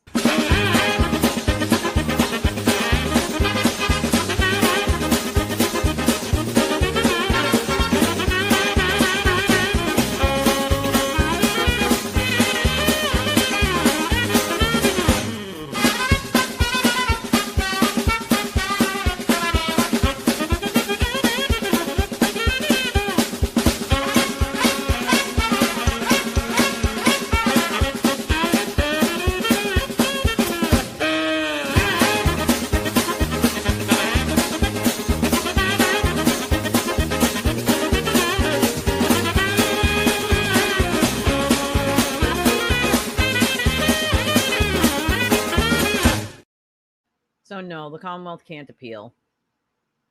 What's done is done. And Adam's right. It's not a data issue. The data is all solid in there. And some of it, of course, the defense wasn't even arguing at all. I do believe that some of this may be true. Maybe, I mean, we know that from the things that at least juror number 11 are saying, seems like she was not honest to get onto that jury at all. And so if that's the status of what we're dealing with, people lying to get on a jury for a high class case, then that's a problem. It's a huge problem, you know? And that's another thing. Francesca's right. That tells you that the jury was clearly tainted in some way, shape, or form, whether they felt like they were bullied by some of the other people, you know? That was such a weird question. And that's another thing. If you listen to juror 11, the one who claims she was, you know, an attorney in Brazil, she says, as soon as we figured out that the evidence, the video clips were evidence, then it was smooth sailing, basically. As someone who was an attorney in Brazil, you don't know that video clips are evidence. I mean, this is a level of intelligence that we're dealing with. I mean, that's really sad. Of course they're evidence. They were entered into evidence and given to you as the jury. Hello. Well, they already started one, Michael. The O'Keefes already started their wrongful death suit against Karen, and I will be keeping a close eye on the docket on that. And I will have any details that I'm allowed to give you guys. I will give them when I'm, you know, so don't you worry. You know, I think Hank feels like he let down the O'Keefes and the witnesses because all of this harassment, you know, is just deplorable. And he said so basically in his statement that he made about this, which is that the evidence, you know, is one person and one person only. And if this is allowed to continue, this will be the standard, you know? So he definitely probably does. And that kills me because Hank did an amazing job. An amazing job. I don't think anybody else could have done a better job than Hank did. And they got someone who actually cared. That's the thing with Hank is he's one of those people that actually gives a shit. Doesn't just do it for money or cuz, and he does a stellar job. So it sucks. So that was a lady who works at Coldwell Bank, I guess. I saw that on X yesterday. Yeah, she's for real. And I mean, sad, you know, sad, but yes, for real. I mean, I don't know why you would think that and even if you thought Karen was innocent, right? Why you would go in front of the victim's mother's home whose children and mother live there and do that. You have to be one sick human being. The reason they do these things is because they think they're going to get a pat on the back from the sewer turtle. That's why. They're like, oh, he'll have me on his show and he'll talk to me and we'll be friends and it'll be all good and everybody will think it's so funny. It's not funny. That's deplorable. It's disgusting. It's inhumane. You know?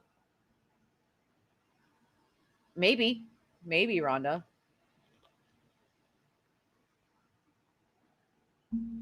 Maybe. You know? Maybe.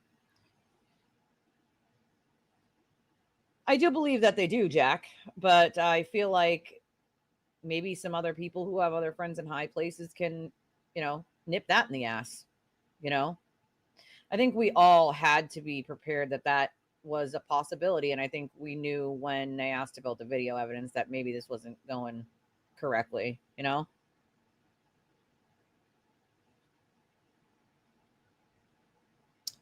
I mean, he does, but you still have to feel that way, you know? Yes, we know you are. We know you are. And I get it. I get where people might say that, hey, it didn't, you know, the cops could have done X, Y, or Z. I understand that. But at the same time, even if you take that stuff out, right? Take that stuff out. Take all the stuff that Trooper Proctor touched out. And there's still a ton of evidence proving that she did it, you know? Oh, that was such a good podcast. Did any of you not listen to it? To the 34 Fairview podcast that M. William Phelps did. It was so good. And I wish he would do a second season of it. Oh, yeah, definitely she did. 100%. you know? They could have motioned for a mistrial, but I don't think they ever were going to, Sharon, because they put everything into this, you know, everything they could into that. And so if they, you know, wanted a mistrial, that means doing it again.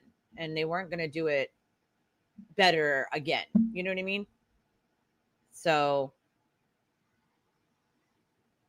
I think a lot of people had to step away and sort of take a minute to be like, what the just happened here? You know, that I can't answer. I don't know. How can they? How can they? You know? Right? 6 notebooks. Clearly you knew the evidence if you had 6 notebooks. I would hope. You know? Took all those notes because he's already have to explain to others. Juror that freaking pretended to be to John DePetro. Yeah. That's another thing. Like, you guys had to feel the need to do that. That was necessary, you know? Oh, you like those? Ooh, girl. Better get yourself one. It's just insane to me, you know? So they pretended, Tracy, they pretended to be that juror and contacted John DePetro. Like, this is the sick shit they do, you know? Really sad that people go to that level to do stuff like that. Yeah, but at least the spiders are not, you know, making a coup in the corner anymore, Francesca. I would have voted guilty as well. You know, Tracy is a friend of mine. She's a non crazy, guys. And we're okay with other opinions, you know, as long as people aren't acting a fool.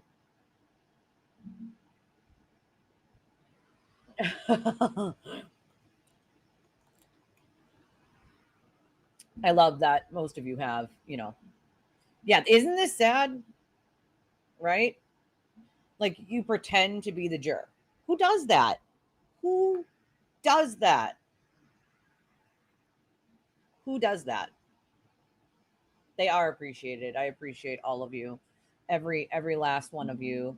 And I hope that even though this case is over and we're moving on to other cases and other things, and yeah, acquitted does not mean innocent. Adam's right. Not guilty doesn't mean innocent. And if the jurors don't understand that, that's kind of a problem too. It means not guilty as in they don't think the Commonwealth proved their case. It does not mean innocent. That's not how it works.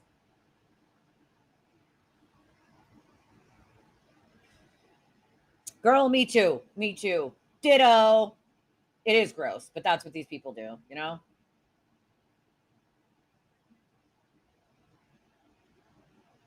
Time out in the corner. Oh, 1242 is the power off. That's right.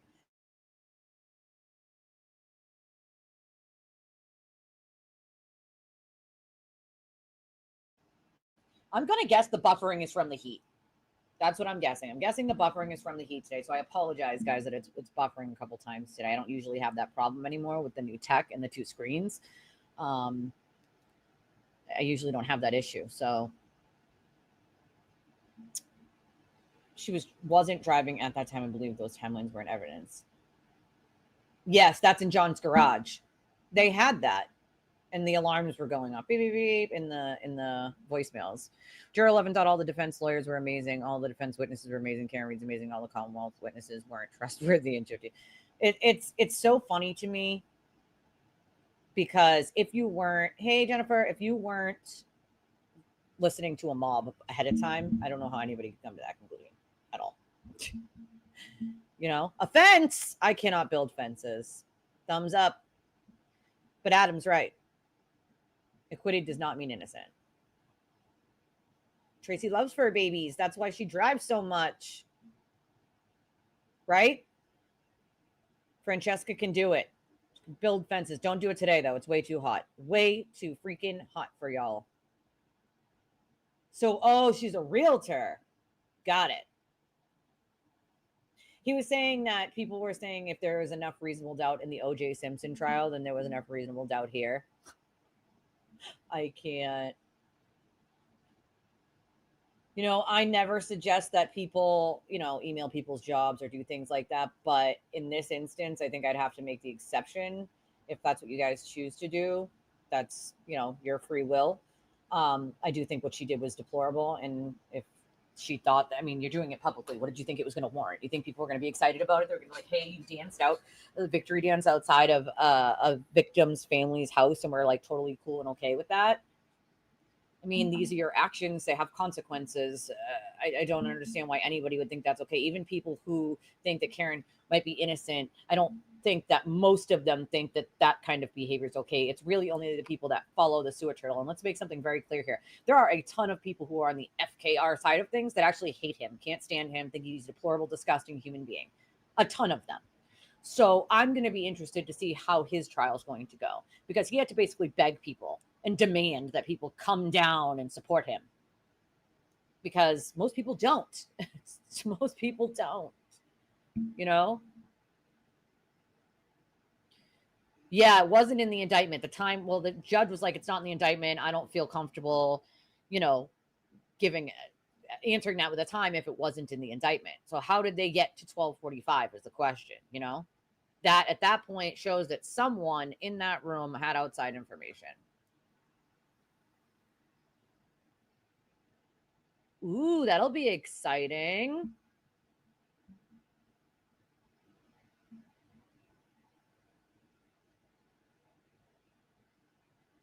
Well, that's in my opinion what will happen over time. You know? Over time. No, I don't think so. I mean, I wouldn't think that it would have been that. Yeah, Karen did say that. She did. His next court date is July. It's the beginning of July. I believe it's the 7th. I have to double check. But I'll be covering it. Don't you worry. It could have, but I don't think that they would have ever done it. You know, they wouldn't. I don't think the Commonwealth would have ever moved for a mistrial in any scenario because they put everything they had into this. You know, it's just sad. I mean, how do we have this little intelligence? You know, February. I knew way before that, so it's funny to me that he admits in his cult on video that they knew the FBI investigation was over in February. So why was Karen lying?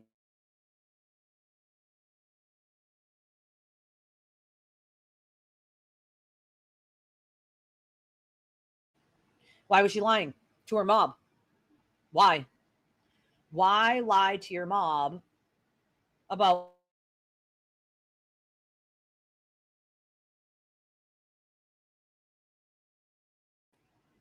I don't know if it's StreamYard or the heat, but this whole like buffering every 10 seconds thing's got to stop. It's not my computer. I'll tell you that much. Connection is fairly good. If you're on Wi-Fi, try plugging in your router. Well, I can't. My router is way too far away from here. I mean, he admits a lot of things if people pay attention, a lot of things if people pay attention. He says contradictory things. It's like, does anybody have a brain that watches him, Oh, yeah, I heard that part, It's just sad. It's just sad. All of it is sad. Let me try to get... I was born in 86. I was born in 86. All right, let me try to get down to the... You're an 86, baby. Ooh, 86 twins. Let me try to get down to the bottom of this here. Ooh, December 31st. Funny enough, that was my mother's due date with me, and it was the due date of 2 of my children that I had. My kids were born early, a month and 3 weeks early. But 2 of them, the due date was December 31st, which was the same due date my mother had for me. And I was born on Thanksgiving. So I was a little bit over a month early. My kids were early. And it's funny because my third, my little, her due date was my birthday. I had her a week early. I never made it to a due date with any of my children. They absolutely can investigate them. If they think that obstruction, they could be charged with obstruction, perjury, which almost nobody ever gets charged with perjury, but they could charge them with obstruction if they find that something nefarious happened or they have some sort of, evidence of that,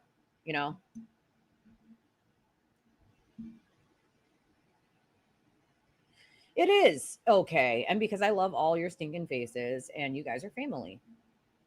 You know, I am 86. Yes. There will be quite a bit of suits. And they're, like I said, they're going to be coming down like lightning bolts in short order.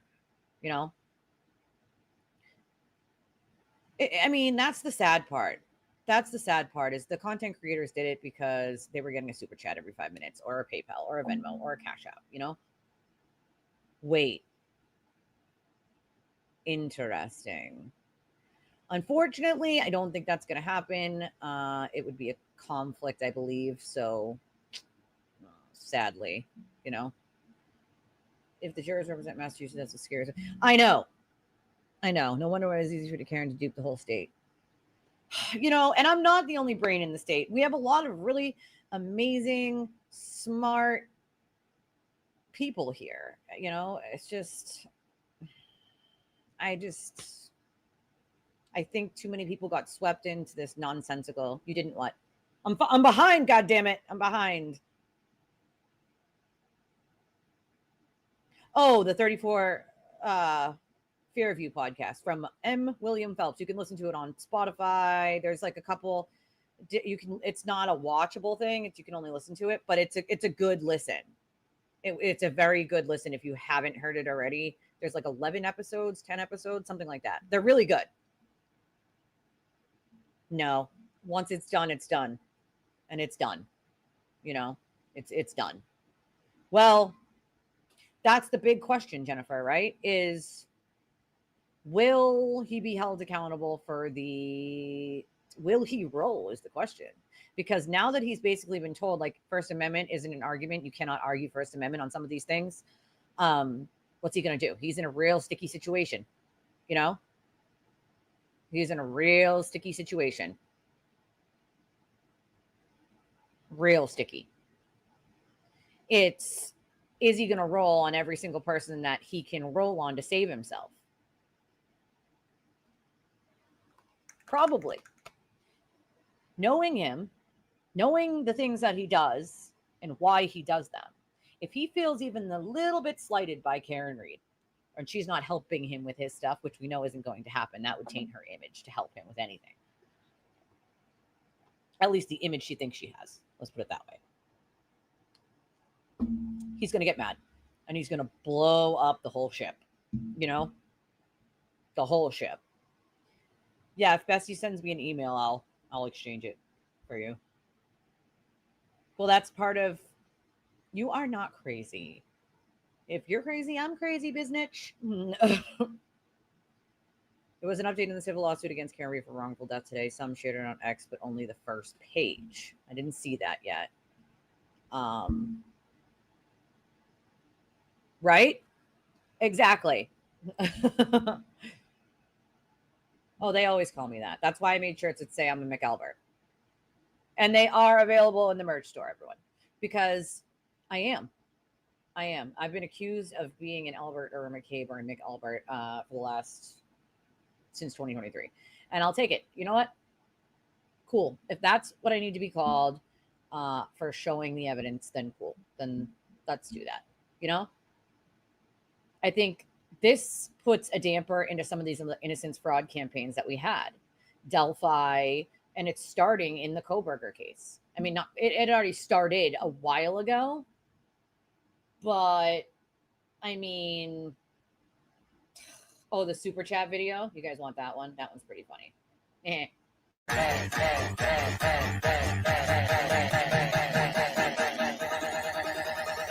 think we got a super chat.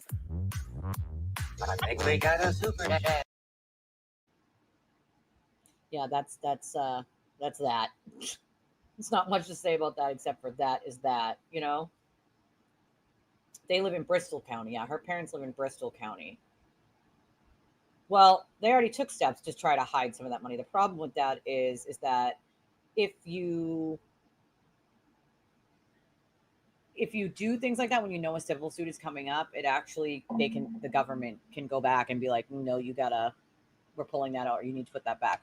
So there are ways for them to, and also they can freeze assets, they can pull assets if they think you're hiding them. There are ways around future assets. They have a whole different realm of being able to take from you, you know? I think she should make an apology. She should. I mean, that's disgusting. Disgusting. Westwood. I used to be in that area a lot, the Dedham Westwood area. Average time of the retrograde alcohol tests. Oh, I get it. So maybe possibly they were connecting 12:45 to 5:30. It doesn't matter whether it was 12:45 or 5:30. She was well over the legal limit. Self-admitted that, what'd you say, 4 doubles? One of those is the legal limit. So it doesn't really, she admitted to them and then driving. Multiple times driving, getting back in that car. So clearly she was drunk. That was like maybe that's it, July 8th. I know it was like the 7th or the 8th, something like that. You know? I know. No, of course not. Of course not. Listen, it has nothing to do with anybody being Muslim. I have quite a few friends that are Muslim, including Ellen. At all. No one for Karen Reed should watch the jury speaking out. They don't seem like they're not able to articulate what got them to not guilty. Well, that's the thing, right? It doesn't seem that they can give an answer as to how they got to not guilty other than just not guilty. Like, what? You know? I mean, I think that, the feds probably have been looking into this for a little bit of time after they closed the case that Josh Levy brought up. And the answer to why is because why he did what he did to begin with was already being looked into by their agency, because it's not a standard protocol. What he did was way out of the norm. What Josh Levy did, way out of the norm. And so they were already sort of delving into what the F happened here and how did this get to this, But I also lay some of this at the feet of them. They should have in any way made a statement, whether it's part of their protocol or policy or not. This went outside of the policy, what Josh Levy did to begin with. So in turn, they helped fuel this conspiracy by not making a simple statement. And that I lay at the feet of them, That was on the judge, Jack. That was on the judge. Yeah, it's definitely partly, I'm going to blame the heat, If you just email me with Tracy's permission, I'll send it to you. And you guys know that my email is in the description of the video. It's twistedtragedies3@gmail.com. But that's not the thing. Free speech is free speech. Cool, great. But allowing somebody into a courtroom that has been already indicted on harassing those very same witnesses, insane to me. Insane. It's just insane.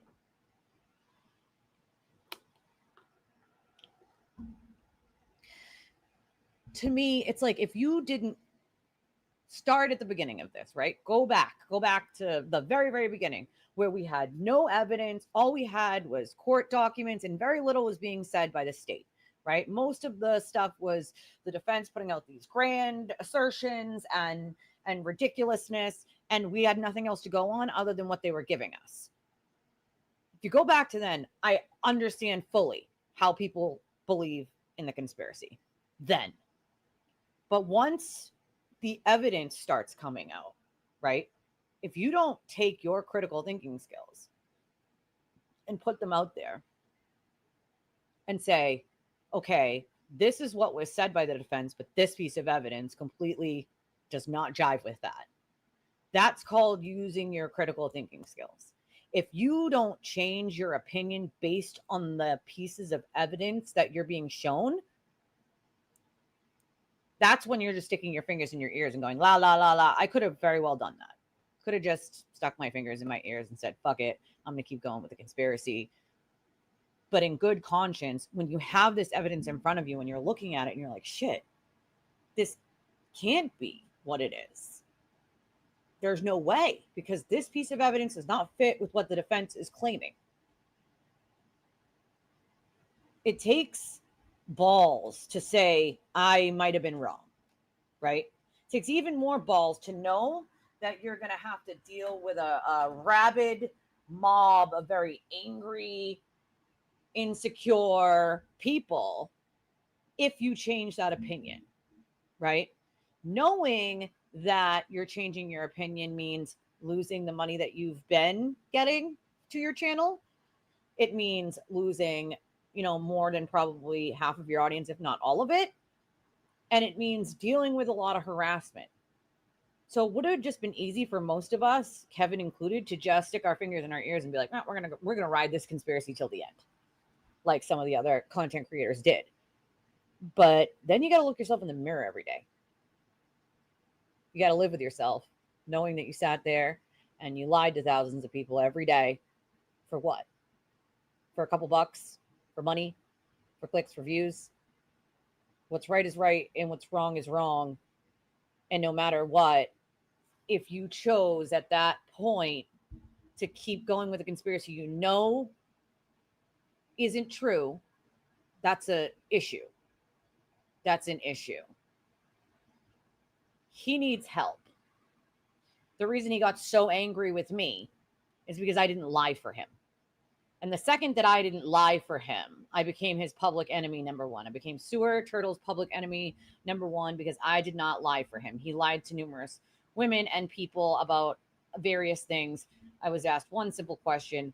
I answered that simple question honestly. I had no idea what kind of shitstorm it was going to cause. But nonetheless, it's not my problem. It's not my issue to lie for someone that I'm an acquaintance of. I'm not going to lie for you, especially when I have your girlfriend or whatever calling me, bawling their eyes out because you threw them out like a piece of trash that night to bring another woman with you. I'm sorry. That's supposed to be my problem. How? So when I didn't lie for him, I became public enemy number one.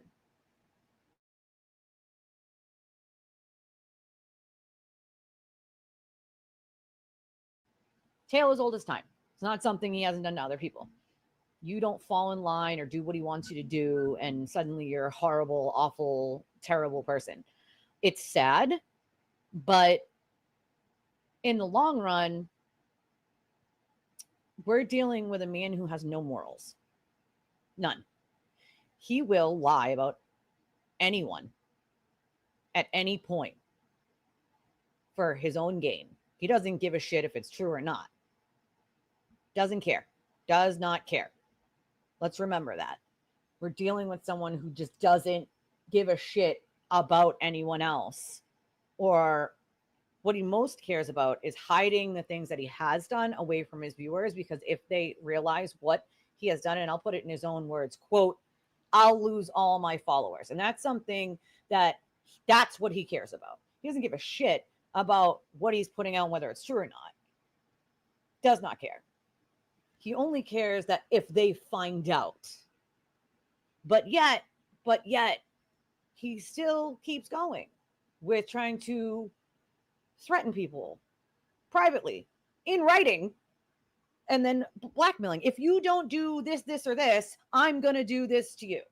I'm going to write a blog about you if you don't fall in line. I'm going to make you Turtle Boy famous if you don't stop talking about this case or telling people I'm a horrible person. I mean, that's the kind of shit we're dealing with.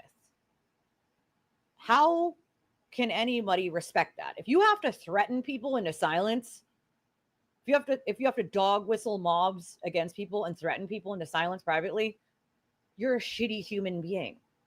You're a bad fucking person. You know? Well, that's the problem, right? It'll happen again. It'll happen again. Yeah, it's 102. Interesting, the TV is admitting that AJ said the federal investigation was over. I saw an article on Fox a few days ago that quoted AJ as saying that he never got confirmation it was over. That is a fucking lie. Yes, he did. Yes, he did. Absolutely did. They knew it was over. I knew it was over long before they did. So did Ted Daniels. Why doesn't anybody ask him about how long he knew it was over for? You know?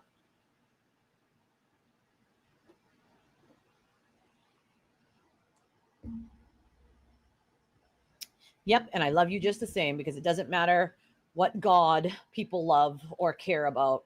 I believe more in that there's something bigger than me. I don't know what it is, but it's just something larger than myself. I don't care what color, religion, what your likes or dislikes are. I love each of you the same. I don't care if you are Ed, the striped zebra, and even if you had purple polka dots. Oh yeah, William Phelps was right on in that podcast. It was a great podcast. And remember the meltdown Aiden had because he thought it was going to be like a FKR podcast. The problem is William Phelps came to Aiden and said, "Listen, we'll do this, but convince me that this conspiracy is real." And then cool. Like if it is, it is, but convince me it is real. You know? Well, that's half the problem, Francesca, is they use free speech as a shield. Right? The Innocence Fraud Campaign is clicks, views, money. And then, well, it's free speech. Well, it's free speech. I can say whatever I want, even if it's not true. Free speech cannot be used in that way. There's a reason why you can't go into a crowded theater and scream fire when there's no fire. That's not free speech.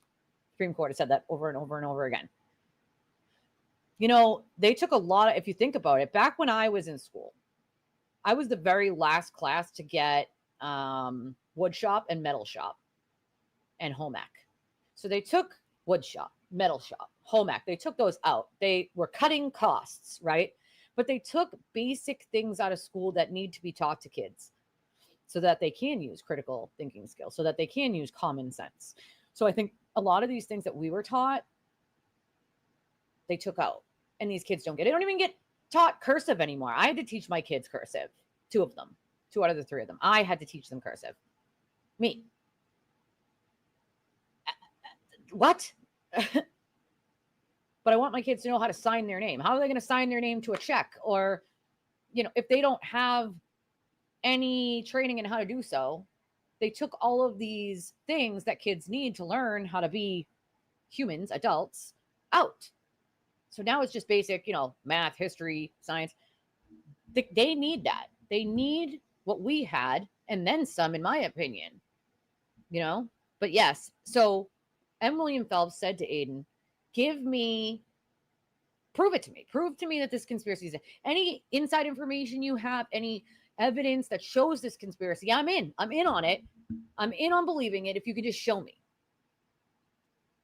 Matt Phelps must have asked Aiden dozens of times to give him anything, any evidence, any interviews, anything that would have shown that this conspiracy existed. Aiden gave him nothing.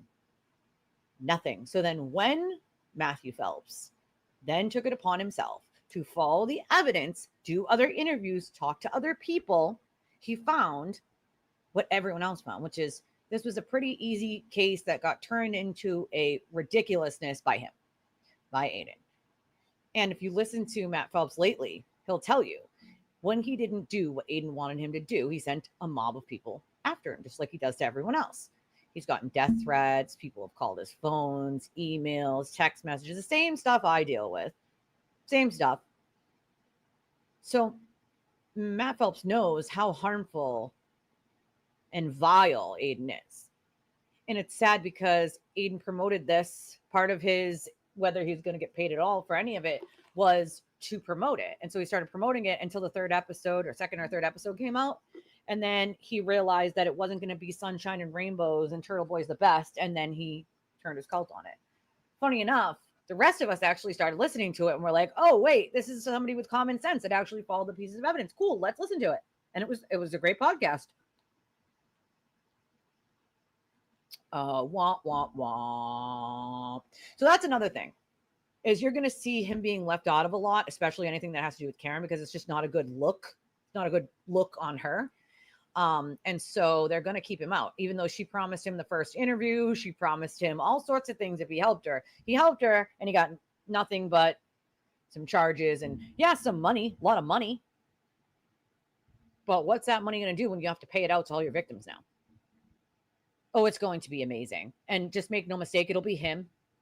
He'll feel slighted and he'll blow it all up. Because God forbid you slight him in any sort of way, even if it's not on purpose, or you don't do what he wants you to do. He burns down anything he touches, whether he has to lie to do it or not. He doesn't really care. Doesn't really care, you know? Yeah, father-in-law. It's not her father. It's a father-in-law.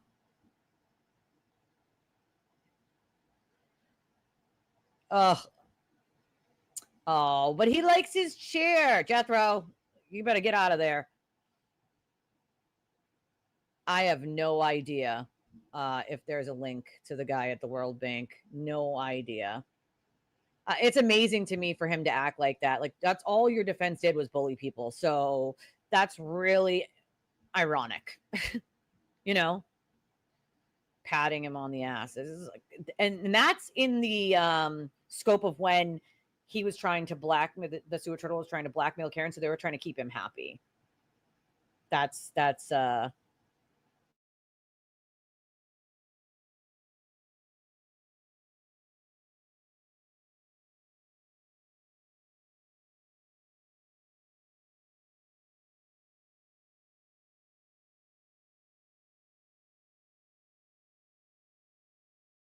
explain the buffering on the heat here. Hold on. Welcome, LN. All right, let's see. I don't know if he's still here or not, but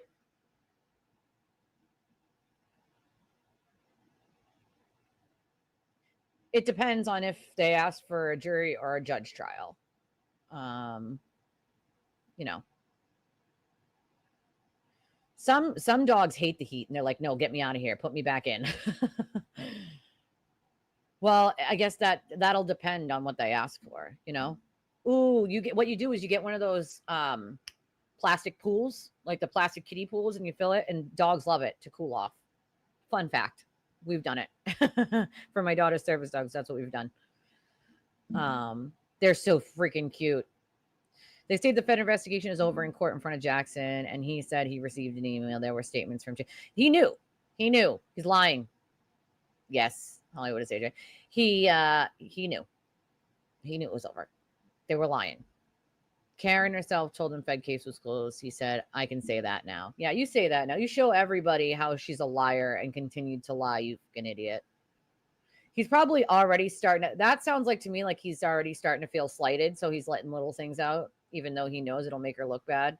The Facebook groups were demolished. Facebook took them down, Cheryl. But I will tell you this.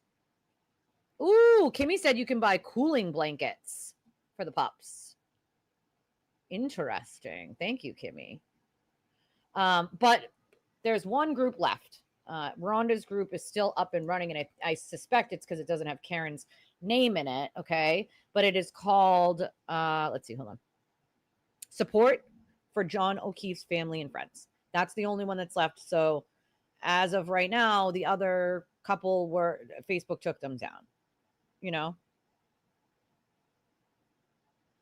Facebook took them down, but that one still exists, folks. So if you are looking for somewhere to go and you were in the other groups and you found that they vanished and disappeared and you don't know where they went, that is a place that you can go and join if you want.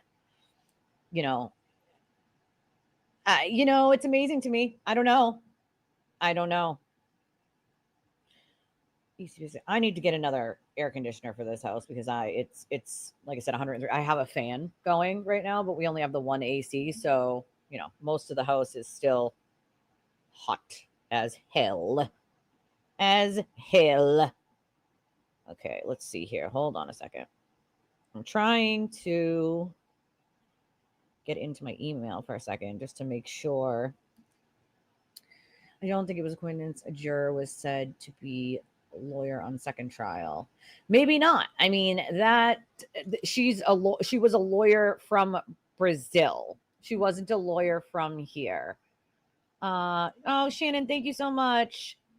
Shannon sends $25. Thank you, Shannon. I appreciate you, my friend. Thank you so very much. That's what sort of keeps the channel running is is you guys making these donations, and I appreciate it because it's obviously been a struggle. I am not one of those channels that just says shit for clicks, so it's been a little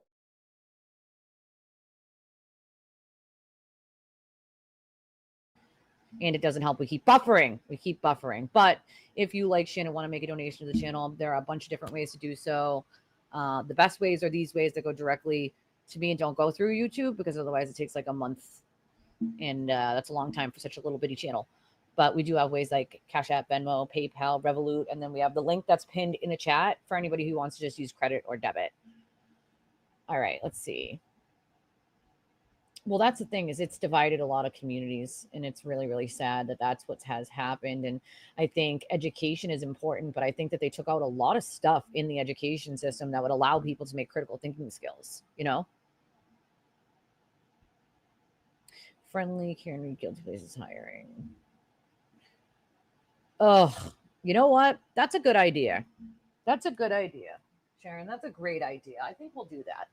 If I could find one of my pens. I literally just had one of my floofy pens. What happened? I know I packed them away into the backpack when I went to, here it is, to the graduation party, because that's my husband's like, are you packing the laptop to work while we're at the graduation party? And I'm like, yeah. It's like, are you serious? I'm like, I am so serious. Because there's always work to be done. Me too, Penny. Me too. I am very disappointed. I am super disappointed. I think disappointed is, you know, an understatement for me, at least.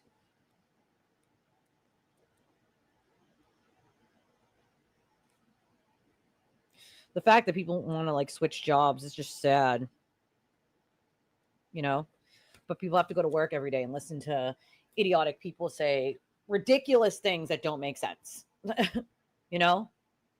Oh, girl, you go lay down. You lay down. Is your phone back on yet?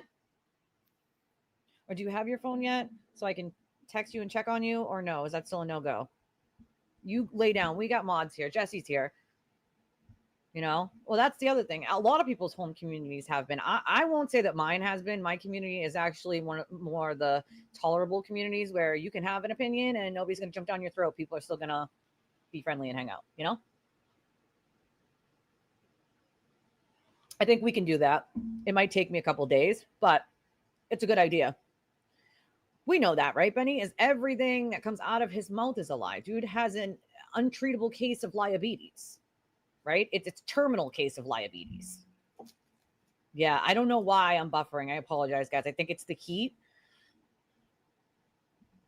I'm in Colorado and would not know any guilty as charged employers in the Canton region, so I can't help. Well, we are here in Massachusetts, so we definitely can put that list together. I live here. I will say I think TV thinks they will all flock to him. He absolutely thinks that. He thinks that everyone will show up like they did for her, for him. The problem with that is most of the people who, you know, I'd say at least half of the people who supported Karen can't stand him. You know? He was like, Rongo got first with Yannetti and Alessi, and so got this one. Why are they not reaching out to me? Maybe I need to call them. They're not reaching out to him because they don't ever intend on it. He tried to blackmail their client. Literally. So what they're going to tell Karen is stay as far away from him as you can. You can do it online. You don't have to get the app. You can do it like on a computer. It's just easier to get the app with Discord. It's a great place where people can, you know, congregate and figure things out when we're not live. And it's definitely helpful, but you can still use it on the computer. You don't need an app for that. Oh no, you need to go lay down, girl. You need to go lay down. You need to go lay down.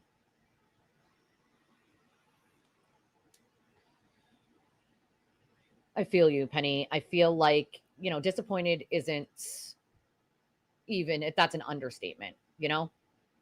I went all the way to the Supreme Court myself for my son, for written expression disorder, and was case conferenced, but could not get 4 votes for the last step. See, that's the shit part, right? It's really sad. You know, Penny, it depends, I guess. Obviously, we've seen a lot of that in this, in this whole thing. We've seen quite a bit of it, of this sort of, it's all about money and not truth. But what I can tell you is, if I haven't floundered to that yet, I mean, my channel could be at 20 or 30,000 subscribers right now if I had just floundered to that. I didn't. And that's why we're so little still, because I didn't pander to that. And I'm not a person, anybody who knows, of course not, you crazy. Anybody who knows me in person knows that that's just not how I roll. Not how I roll. I would have given up by now if that was the case. You know, I have a lot of costs to cover to run a channel. It's not free. You know, if you're doing it correctly, and you have to have, you know, things to run it. You have to have certain softwares and certain things that you pay for monthly and sometimes weekly to run it all. And I'm not even covering those at the moment. Anybody would have given up a while ago. And I know that part of the reason is because I didn't pander. And I won't pander. I haven't seen her. I have seen her since verdict day, but I didn't see her yesterday, but that's because I did a 5:30. I was hoping she would pop in today, because if she didn't, I was going to email her. So believe me when I say I already had my eye on that. I wrote it down on my piece of paper here to email her. So I wanted to make sure she was all right. I know she usually pops in during, and I know yesterday's live was a little late. So, but I had already written it down to make sure that I email her after today's live to make sure she's okay. You guys know how I am. I'm like a mama hen. If I don't see you for a day or two, like a day, I'm like, okay, maybe they're busy. You know, they had something else to do. But if they're usually here every day, you know, I did see her talk to her after the verdict, though. You know, but I am attempting to do a lot of different things to grow the channel. Take out the trash. And I will continue to do it, you know? Well, same, I guess, honestly, same. I think it is the divisiveness, I think, with the upcoming Idaho 4 case and some of the other ones that we're covering. It should grow, obviously. The divisiveness was a lot, you know? There should be. But I like to think that there's a lot of people that live in Canton that know that I exist. Okay. And I have a lot of private conversations with a lot of different people, and Facebook groups were one of those places where people would talk or privately connect with each other, finding each other there.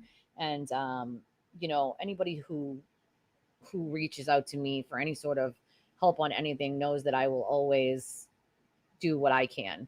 You know,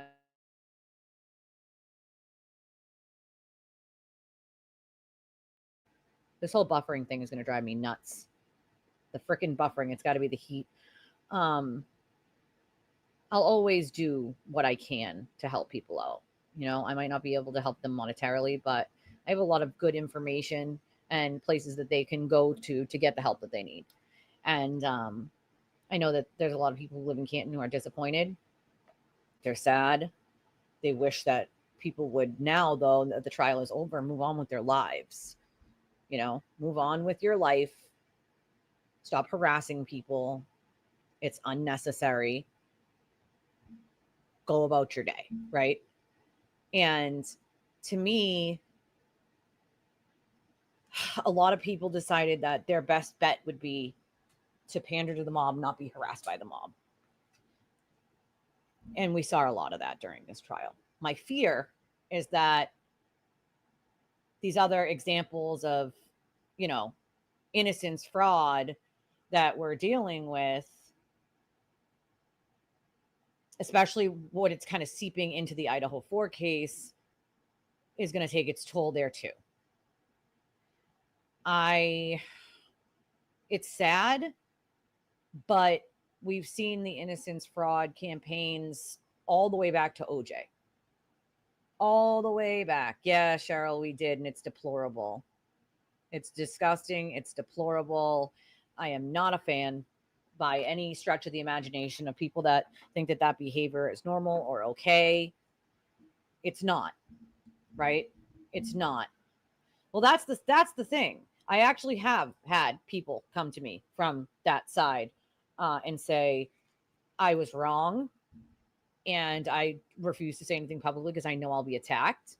And the ones that have been attacked, I've talked to, you know, oh, don't you worry, they're being filed. What they took from Colin Albert can never be given back to him. And I think about it, and he's around the same age as my daughter. And whereas my daughter's disease sort of took those things from her, it wasn't a mob of people, it was her, you know, terminal illness, it was her disease. What they took from Colin can never be given back. They took his scholarship to play sports. They took his college experience as a young kid, all for existing. You know, he wasn't even there when Karen and John pulled up. He had already left and went home. And Chris never went to the house that night. He literally went from the bar and then walked home. So involving people that had nothing to do with anything really puts into perspective the way that a mob and a mob mentality will move even the most things that are common sense, right? Common sense that this person wasn't even there, so why are people harassing them? Because a content creator decided to use his platform to do that. And so the mob of people watching him fell in line and did the same thing.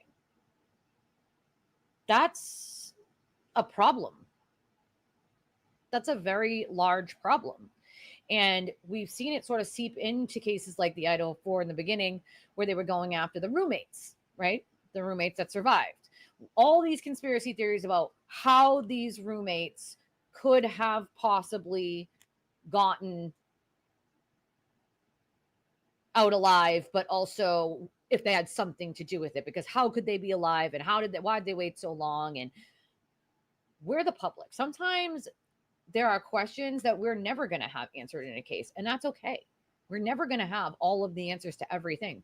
But just because you don't have an answer right away, right now, doesn't mean there's some vast conspiracy theory. Doesn't mean there's some nefarious, nonsensical bullshit going on. Social media can be great. It can be really helpful with figuring out cold cases or older cases and jogging people's memories of things that they didn't think mattered, right? You might think that a September of 2005 or 2006, you went to a club and you saw two guys leave and were walking in the parking lot. I might think nothing of it. You might remember that, though, because one of them was wearing cargo shorts.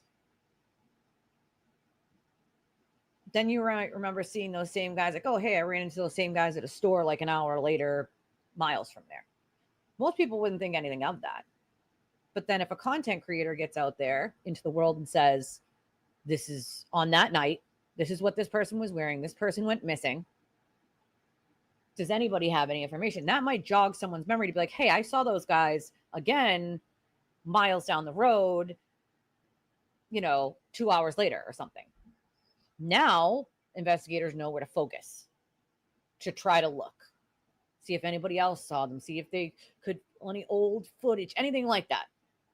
So it totally could be that social media helps, right? It could really help solve cold cases or cases of missing people and find these people and bring them home. But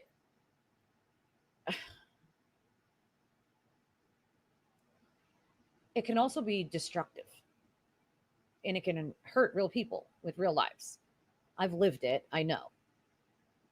And to me, I could have never in my wildest dreams imagined the amount of harassment disgusting behavior from grown adults, deplorable behavior from grown adults that I would have to then deal with. Ever. I would have never thought that that was possible. I know all too well how possible it is and how relentless they are. We're not talking about, people that gave up and went away and did it one time. We're talking about daily, every single day. Every single day. They're sending you messages to yourself and saying horrible things about your children and your family, things that aren't even true, just shit that they heard, made up, played telephone tag with, what heard from the sewer turtle, whatever. They're calling you. They're texting you from text now apps. You know how many numbers I've had to block from text now apps? Like, I'm talking about relentless DMs, emails, the whole shebang. Can you imagine being the family of a loved one who has passed and dealing with all that? I am not the victim's family, okay? But if you piled that on top of my dad's death, I might lose my ever-loving mind. I might lose my ever-loving freaking mind. It's, to me, the fact that any grown adult thinks that this kind of behavior is normal or okay is the part that gets me. Somebody has lost a loved one, okay? And no matter what you believe about the case or don't believe about the case, do you believe that it's humane to go outside of that person's house where the children live and their elderly parents and dance like it's some fun thing to do? What'd you do? Which one didn't we resist? It's just sad. Did I miss it? What'd you do? I should have been his PR person. My answer kicks ass. Which one? Did I miss it? God damn it. Karen said it's me or Jen. Well, Jen won this battle. She can go on living with a clean conscience. Well, I mean, everybody was shown the data that shows that a DB wall file is not a timestamp for a Google search. This is not the way that file works. What did I miss? What did I miss, Trace? What did I miss? Yes, you did start here as anonymous. You did. You did.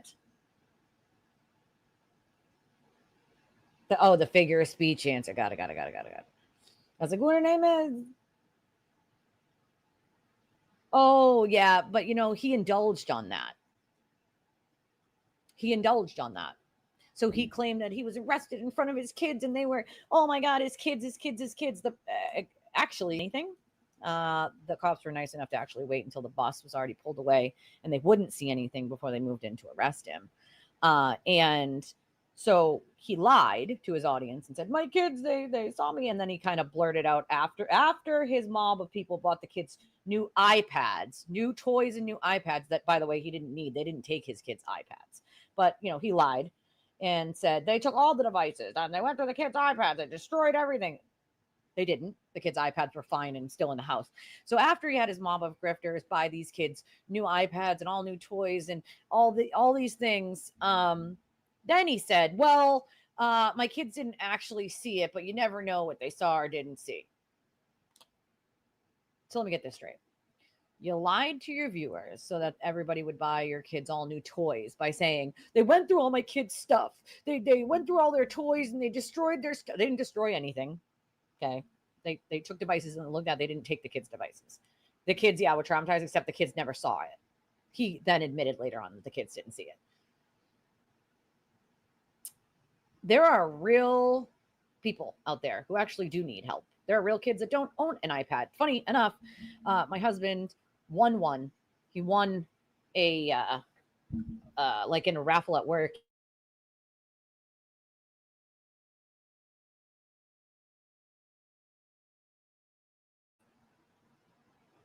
Sorry, we're buffering. He won a Amazon tablet. And when I went to go, I got the call to help with the shelter and to distribute, like go through the toys, make piles and help the staff there. He was like, bring this and give it to a kid that doesn't have an iPad. So I had to ask the staff which kid didn't have an iPad or would like one that doesn't have one. And there was one little girl that didn't have one. And, you know, we didn't want like her to know who it came from, just that it was donated to her.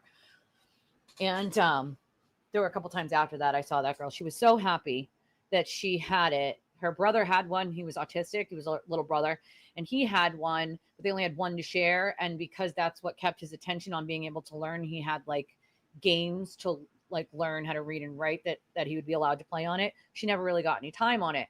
So we, you know, had the staff donate it to her. And she was so happy. She was so happy. You know, fast forward like 2 months ago, my kid's tablet, we got her a tablet. It wasn't an iPad, but it was a tablet. It broke 2 months ago. You know, I could have kept that one and been like, hey, let's keep it in case our kid's broke. I don't have the money to buy her a new tablet, but her tablet broke like 2 months ago. So she's been out of a tablet since then. But we were very happy that that little girl got something that she didn't have. Her little brother had one and they couldn't afford one. I mean, I can't afford one either. So I know what it's like. And he had won it at work. It was free. What was it to us to give it to someone who didn't have one? What were we going to keep a second one for? In hindsight, yeah, I could have kept one so that when my daughter's broke, you know, I could have given her that one. But what would be, you know, I'm not going to do it. I'm not going to do that. It was nicer to just give it to another kid that needed it, you know?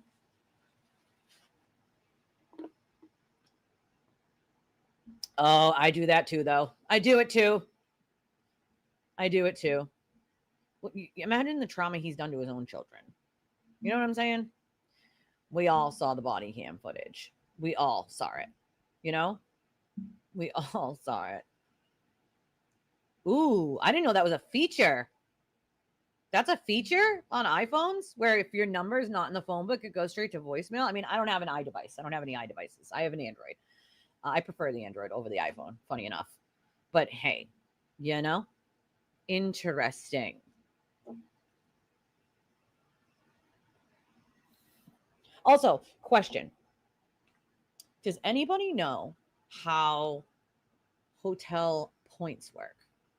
Anybody know how those work? I know some of you must. Like, is that something you can do like ahead of time, or you have to do it ahead of time? Or is it something you do a couple days ahead of time? Or do you have to do it like a month ahead of time? How does that work if you have points? Like, how do you use them? How do you use them? No, she doesn't have one right now. Hers broke like 2 months ago. It's done. It's done. And don't forget, white spinning. Oh, yes. Oh, yes. On the UPS trucks, right? Or the USPS truck? The USPS or is it UPS? USPS, right? I believe it's for air, if I'm not wrong. But the white spinning thing on the top of USPS trucks. Let's see.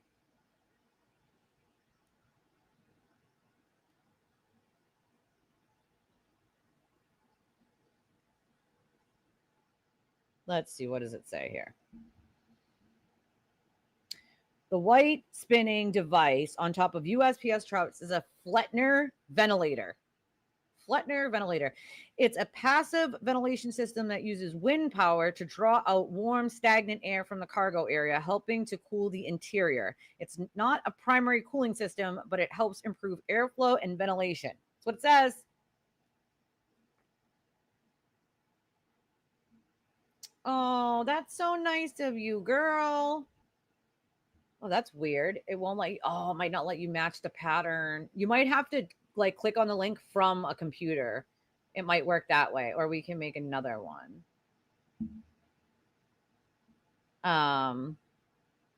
That's interesting. I didn't know that was an option on iPhones. Booked the days before we went. 3 nights covered with points. Yeah, I probably don't have enough for that. Probably have enough for like maybe 1 night. But I think it has to be it's got to be a certain chain too. I did notice that Amazon Prime Day is like July something. They usually put the kids' tablets on Prime sale. I usually buy them for even on sale. They might be outside of my price range at the moment. My daughter is an old one. No one uses. Definitely nowhere close to newer version. Listen, I don't care what version it is. If it works, it works. And Riley would be perfectly happy with one. Mm-hmm. Ooh. Dinner included? That sounds fun. I mean, hey. Sure you don't want to bring it in person?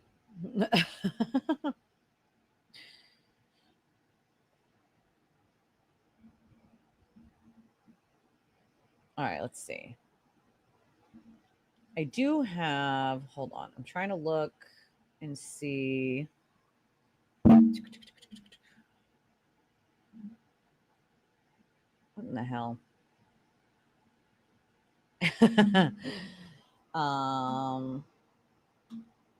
Trying to look. Hold on.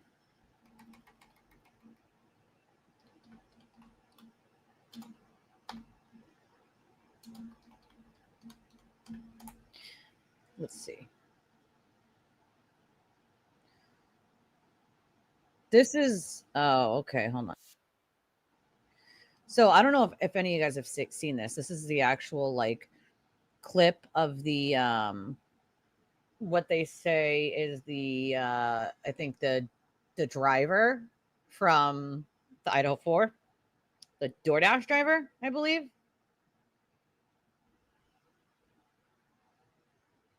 This was something that actually sleuths pulled out of the internet. Funny enough. So yeah, because I'm a DoorDash driver. So yeah. You have to testify in which murder case? Did we just find out about a major witness planning to testify in Brian Kohberger's upcoming murder trial? Through body cam footage from an unrelated DUI stop 2 years after the killings of those 4 college students, people online and reporting indicates this woman, a potential delivery driver, may have seen Brian Kohberger. So this must be the DoorDash driver. Scene. Welcome to Sidebar. We don't care about you calling it sidebar, sir. We just want to. His voice drives me nuts. Ugh. Arrest. Brian Kohberger. That's Brian Kohberger. Imagine this is the face that you see.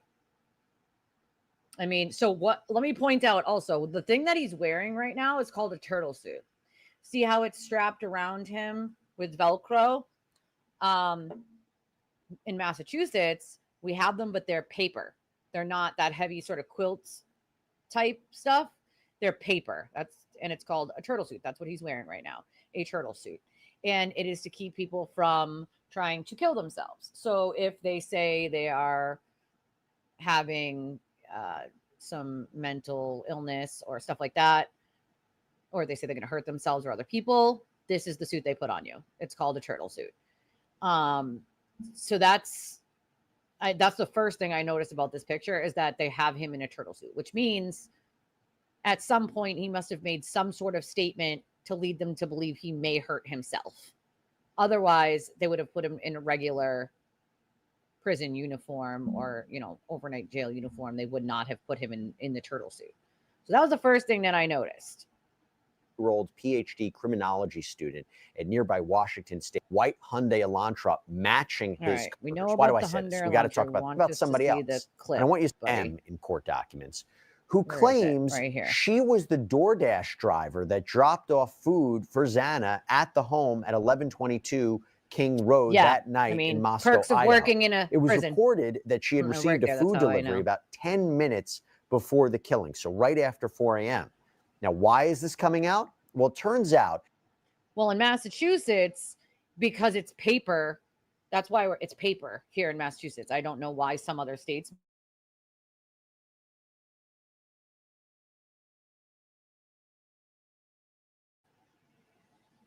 I don't know why we're buffering. I think it's the heat. But in Massachusetts, that's why they're made out of paper, because you can't wrap it around your neck and you can't tie it to anything. It's paper. It'll just rip. Other states, though, for whatever reason, have made their turtle suits actual material, which kind of defeats the entire purpose. But I do believe that some states were sued because it's paper. It's cold. So if you're in an air-conditioned jail or something like that, you're really, really cold.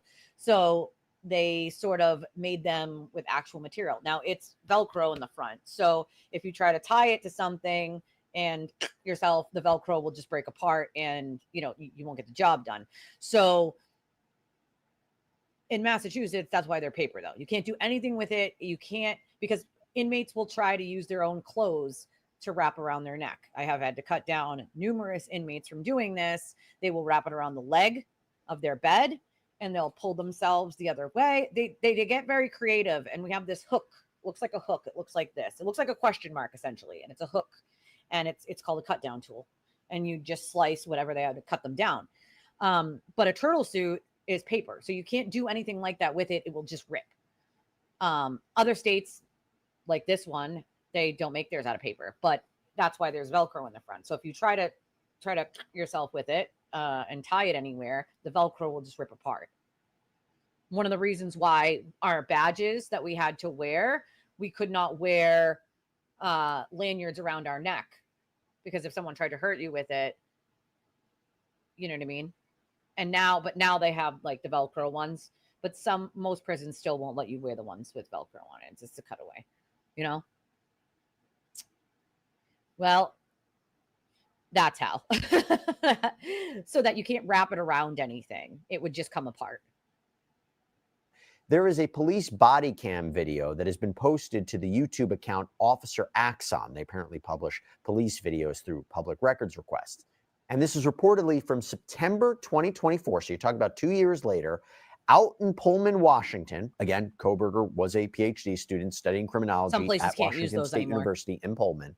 And this interaction with police centers around an alleged DUI stop. So it's not related to the killings. However, the woman in this video says in an interview room, as she's covered by a blanket, the following. And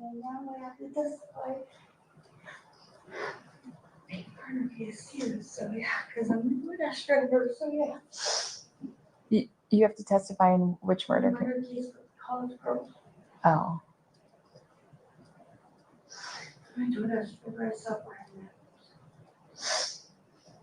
Now, in case you couldn't hear what she says, she apparently says, I have to testify in a big murder case here because I'm the DoorDash driver. So yeah. And the officer asks, which case? She responds, the murder case with the college girls. I'm the DoorDash driver. It is public. I saw Brian there. I parked right next to him. Wow. I know. So people on. So this was done. It was a records request that was done. That's how they got said video, from a public records request.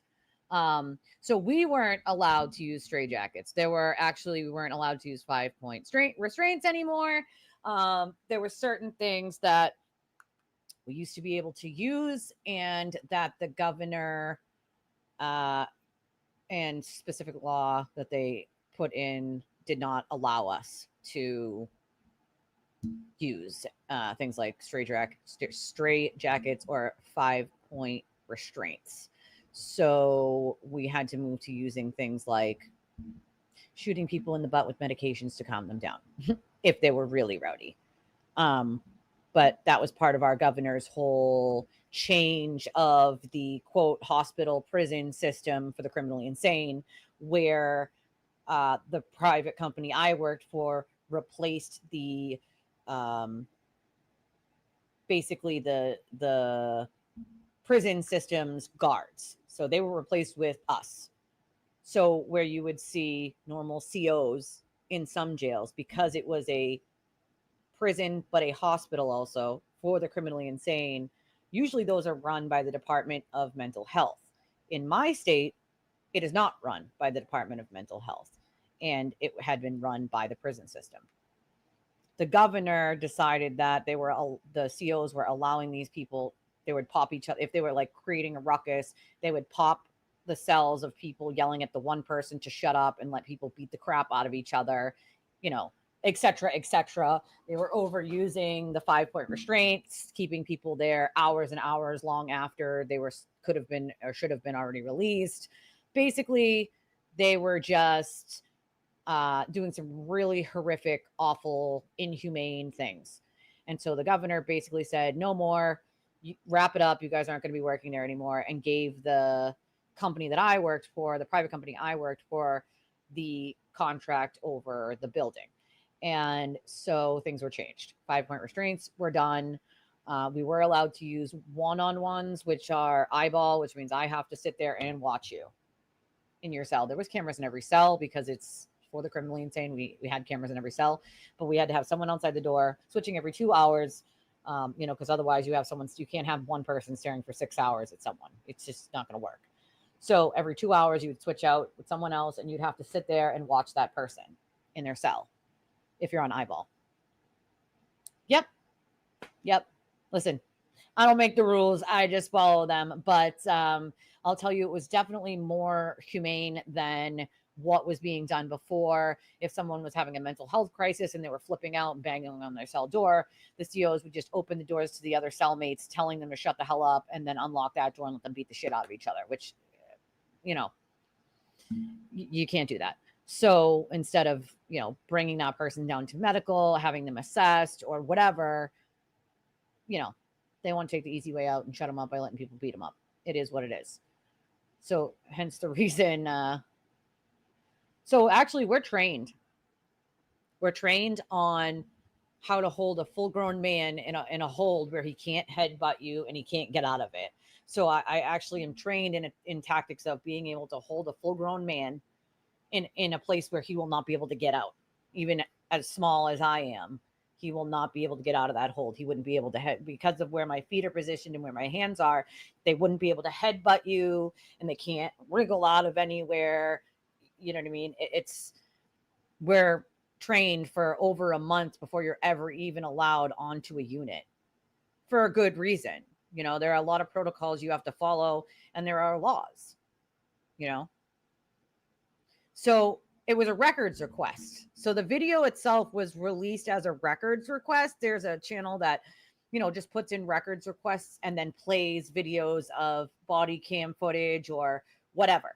And so originally, that's how it got out. It was some sort of sleuth that found it and were like, wait, they connected it to this, right?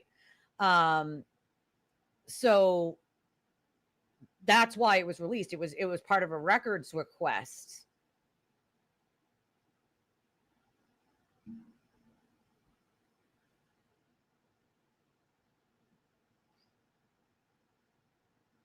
Someone had to be tipped per person to know to request this video. Well, I think the channel itself just requests videos from that county or that state, whatever it is, and does videos on them or those general areas anyway. But it very well could have been a possibility they were tipped off to know to request this specific video, I mean, it's a records request, so they can't really keep it away from the public, but it's out now. The judge was angry. I'll tell you that. The judge was not happy that this stuff was out because there's a gag order on the case. So the judge was like, hey, we have a freaking problem here, especially because we're dealing with a witness now that could be the target of, as we've seen in this other case, a mob. Aaron Hernandez died, by inside of his cell. And unfortunately, the COs in that case weren't doing their rounds. Or they were only doing them every couple of hours. So for instance, we had to check every 15 minutes, but that's because we're running a prison for the criminally insane. So where a normal prison might not do rounds every 15 minutes, they might do them every 2 or 3 hours. They had found that in the overnight hours, in the Aaron Hernandez case, people were skipping doing their rounds, And so that was part of the problem there. The like button is super helpful, guys.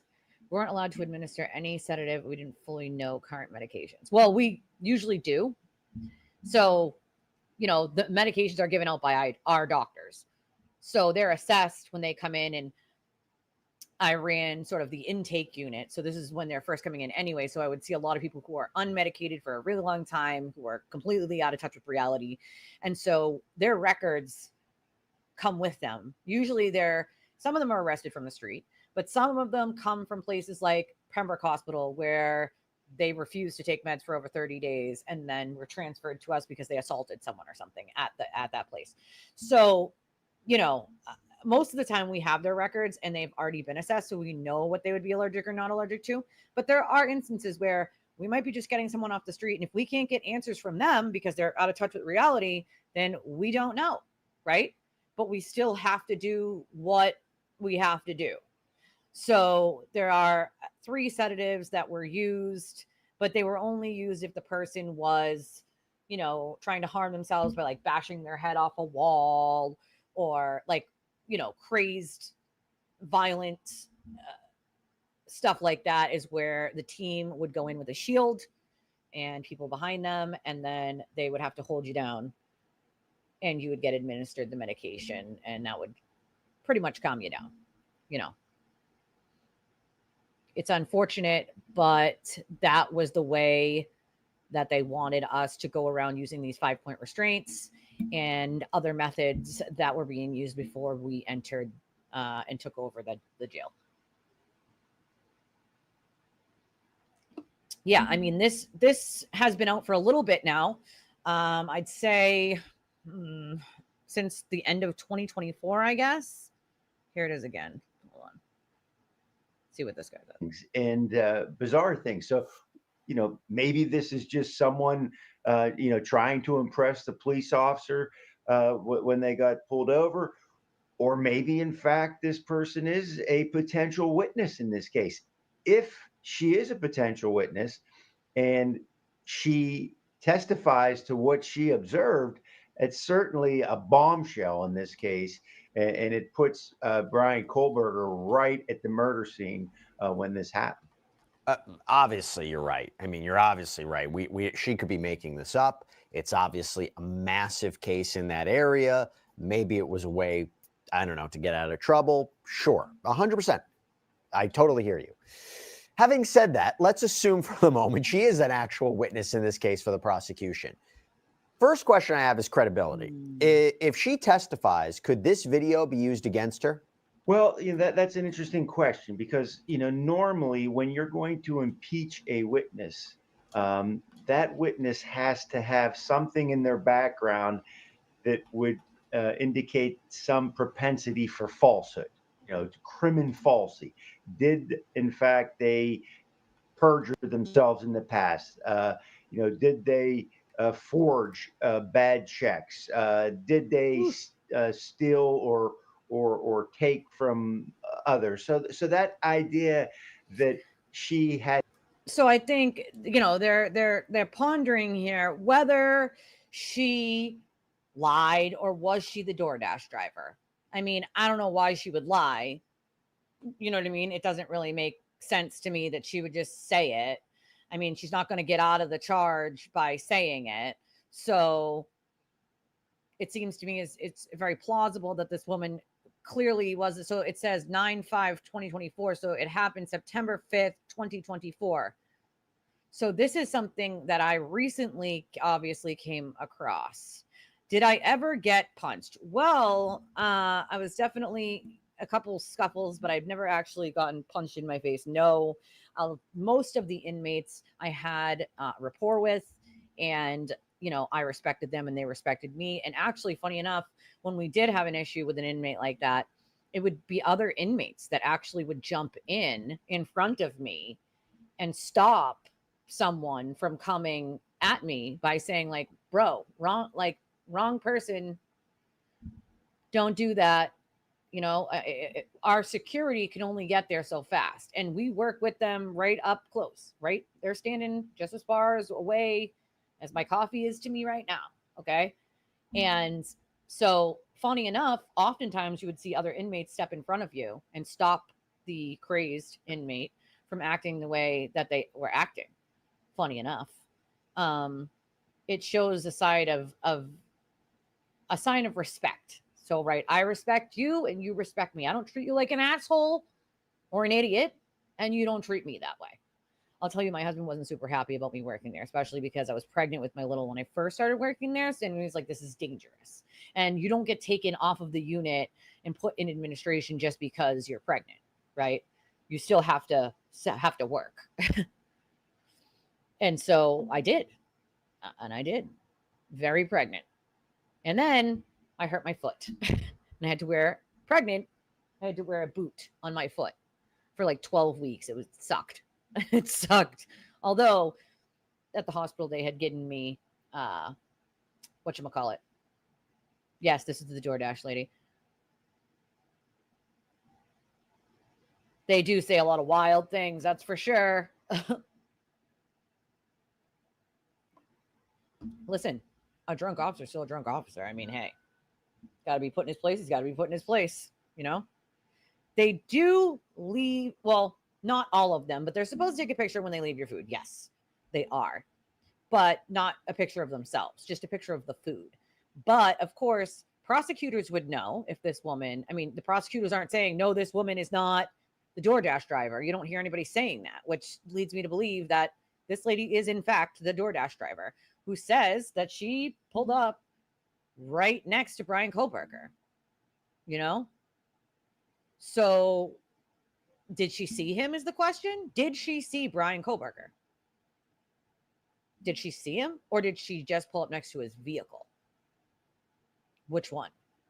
I mean, a little strange for you to be pulling up next to someone in a car. I mean, I would have interacted with them, right? If I'm pulling up as the DoorDash driver and I'm getting out to put the food on the stoop, I'd say, oh, is this yours? Do you need this? You know, don't you think you would interact with that person in some way? Unless he wasn't in the vehicle, right? I mean, it is curious to, like, did she see him? Or was the car just there? And if the car was just there, ooh, that's a good pull. Let's see. I mean, there's definitely, I'll tell you this, in the Idaho 4 case, there's less like concrete evidence than there was in Karen's case. There's a lot more circumstantial evidence in this case than there was in some other ones, for sure. Okay. Let's see. Whoop. Come on. Come on. Come on. Come on. Come on. Hello. The mouse is not working.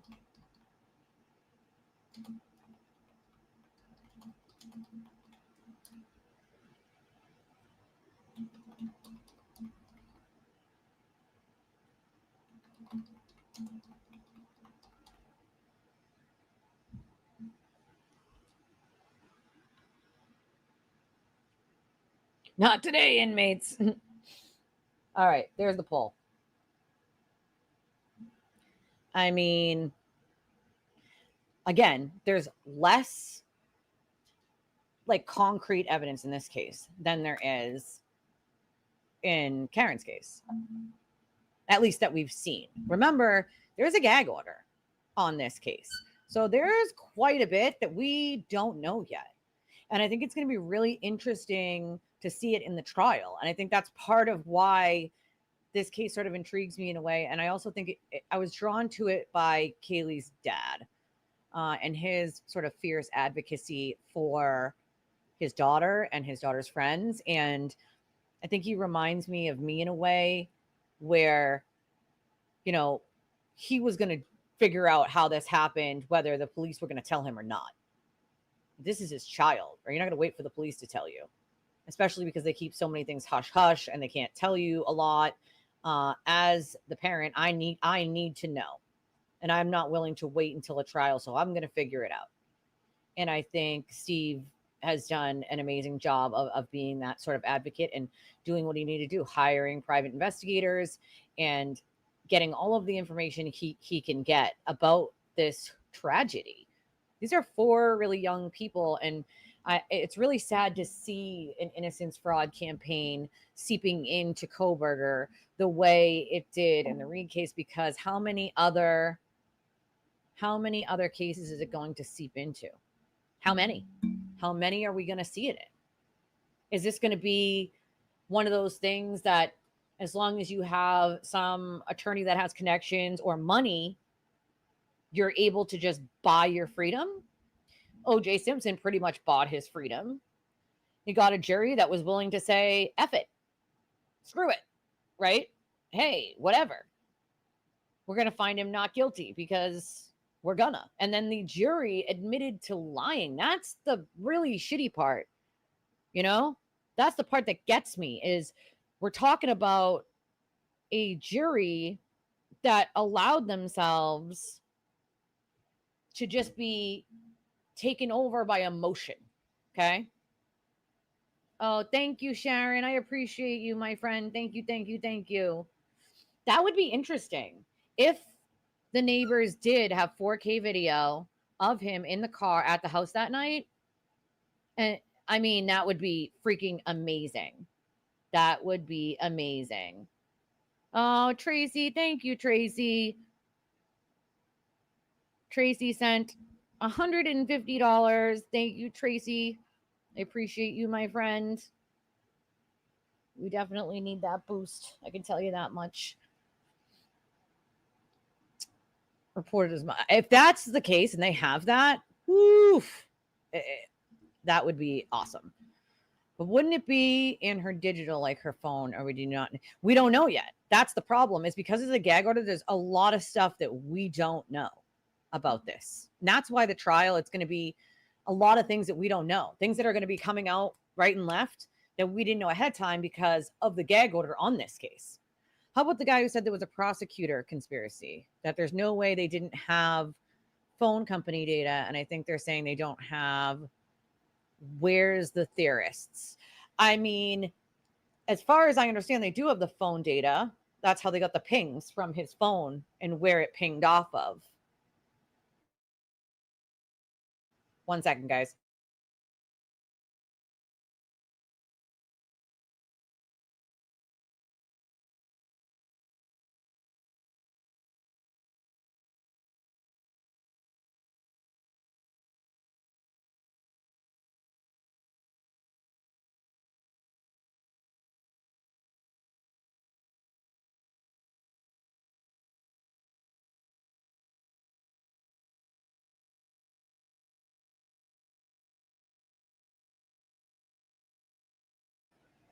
Sorry, guys. Would it be possible to place gag orders in every case now?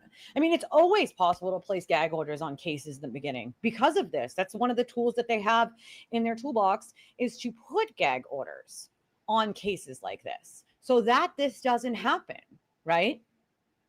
It's a very real possibility. Very real possibility. Let's see here. If no one could stand on the courthouse steps accusing people and feed a blogger. The problem with that is always going to be the First Amendment. Where do they have the right to be, and what do they have the right to say? I think the law is also written in a way that says that if it's interfering with justice, buffer zones are a thing. They have been a thing for quite a long time. Depending on the courthouse, is going to be exactly where they'll be able to be. The problem then starts to, if they're following a bus that the juries are bussed in from, if they're going along where the jury's bus is and holding out signs because it's outside the buffer zone. Those are things that in a way need to be nipped in the ass. Justice shouldn't be what a mob says or doesn't say, right? And if the jury feels like if they don't go with what this mob says, they'll be harassed into oblivion. They've seen it all online. They know what it looks like. Then I can see why. But that shouldn't be how justice works, because let's get real. If it was me, if I was the one, replace me with Karen, I would have been convicted. Okay. Nobody would have taken a second look at the case at all, because I wouldn't be able to pay people, social media people, to run this innocence campaign. There's no chance that I would be able to do that. So the case would have died with me. I would have been found guilty, and that would have been it. The problem we have is we have two justice systems, one for the rich and one for the poor. And that's a huge problem. It's something that's been going on longer than I've been alive. So that's not a new problem. It's just something no one seems to want to fix. You know, because, hey, why would they want to fix it? Rich people don't want to fix it. They want it to work that way. Of course. Why wouldn't they?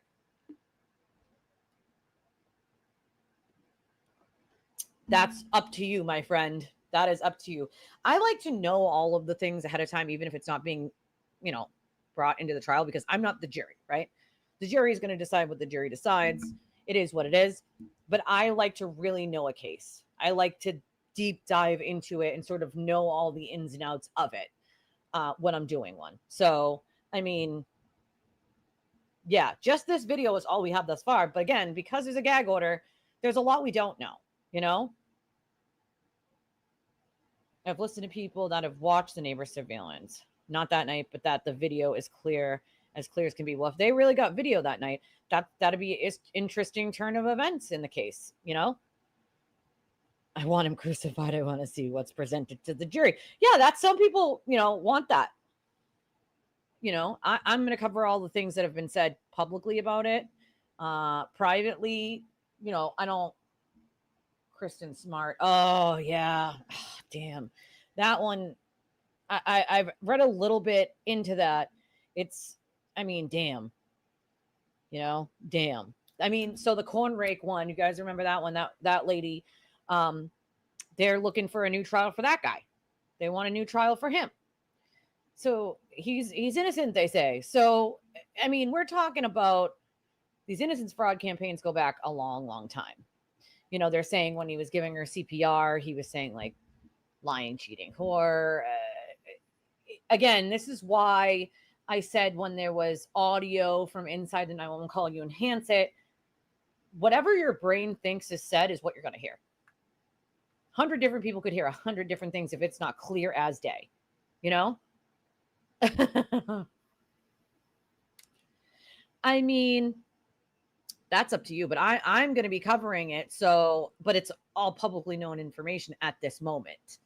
So it's not really going to be deep diving like into rabbit holes as much as it is sort of where the investigation went, how they got some of the information they got, you know, and so they're going to be, there's a couple cases too that start before that one that we'll be watching that are shorter, you know. AT&T only keeps timing data. Cell data to look at where you were for 7 days. His phone wasn't on and they didn't find him until after 7 days, so they don't have his data. Well, we do know that at some point he put the phone on airplane mode, it looks like, because of what I read you guys last night about the times, right? I do want to see what's presented to the jury, though. I want to see, because we're going to get a lot of bombshells because the judge was so strict on this case and being very strict about what was allowed for the public to know and not know. There's a reason why it was moved. It was moved to Boise, out of the district that was originally in, because they already thought, you know, the jury pool is probably pretty tainted there.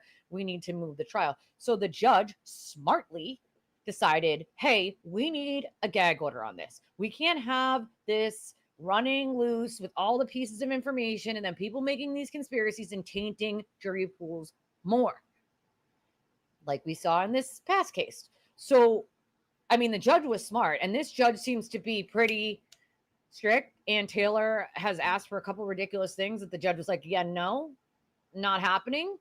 And from what I understand, Ann Taylor is one of their death penalty or lawyers. So she sort of deals with these kinds of cases. Worked prosecutor's side prior to this. Apparently this person has always worked prosecutor's side prior to this. Interesting. I mean, again, you're going to see a lot of content creators, no matter who the creators are, they're going to want to jump on the side of whatever is popular or whatever the mob says. So if they jump into that rabbit hole and this audience of people says Bryan Kohberger is innocent, that's where those content creators will go. I go with where the evidence shows me. And if you change your opinion in the meantime, because more evidence is revealed, well, that's kind of how critical thinking works. If there's something to show that this isn't the right person, then so be it. But until that shows itself, we know of what we know of at the moment. We know of the evidence that we know of. You know? He probably did. He was a criminology student going for a PhD, so I would guess that he had quite a bit of information on do's and don'ts, right? Like I said to you guys yesterday when I sort of did that red flags on him that were missed, this was an obsession of his. Criminology wasn't just something that he did in school. It was a straight up obsession. So you'd have to think that at this point he knew how to hide certain things on purpose, you know? So it seems like he probably knew how long it would take for them to get what and when and how, right?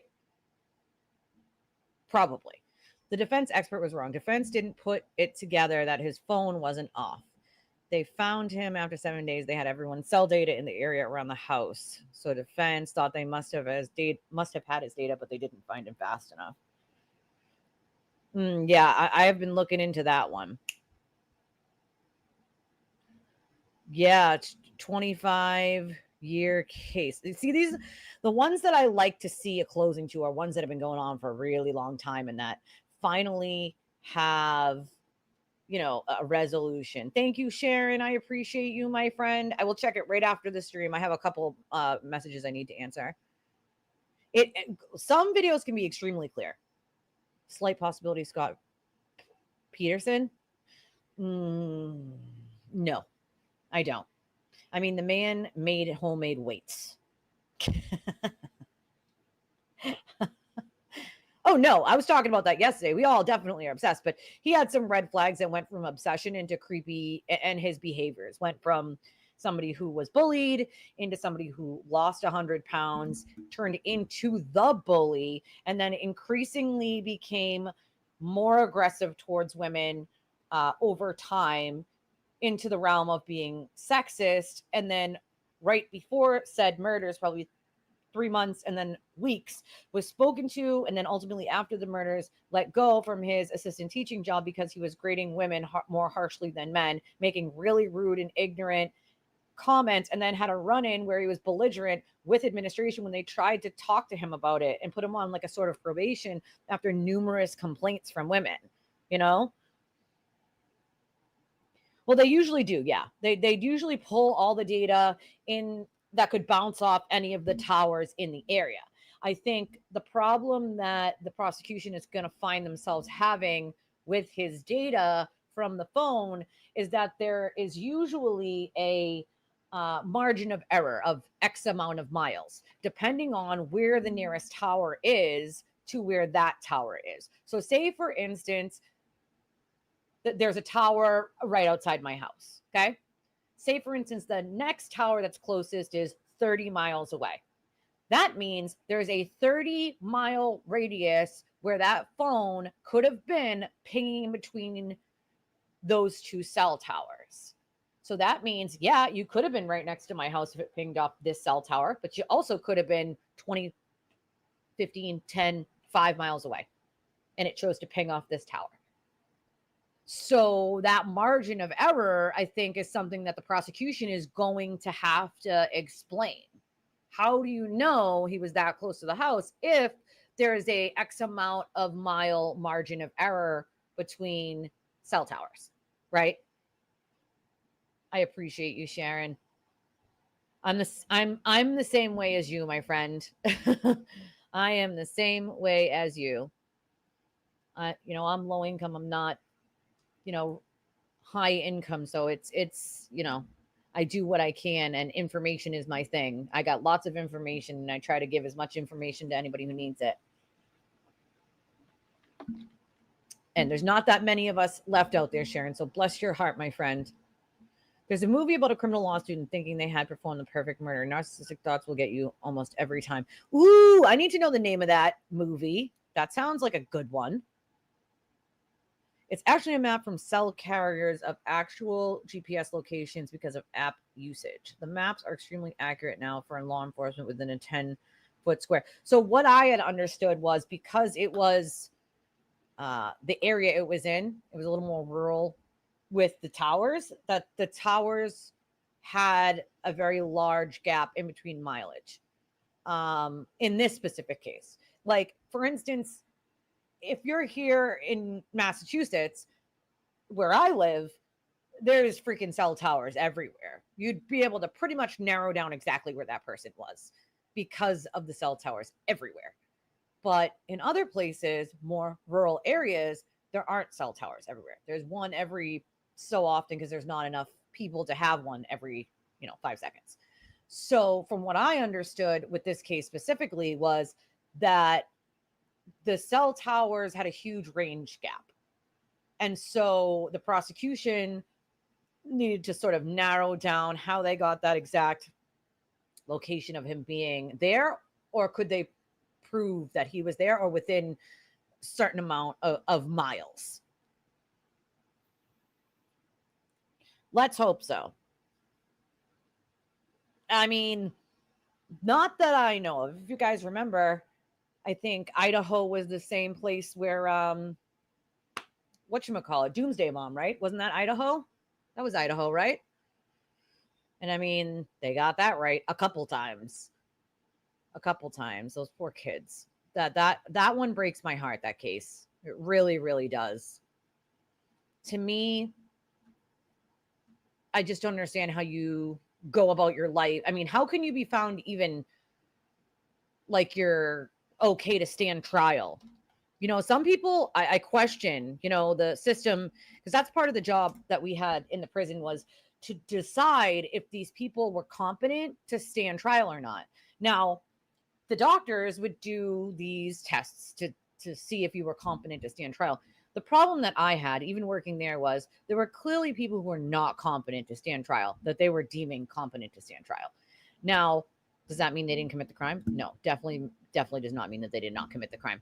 But if you are so out of touch with reality that you don't even understand what's going on around you, you think everyone's, you know, going to kill you or everyone's demons, you've got a sock on your hand and you're talking to yourself and you're clearly not competent to stand trial.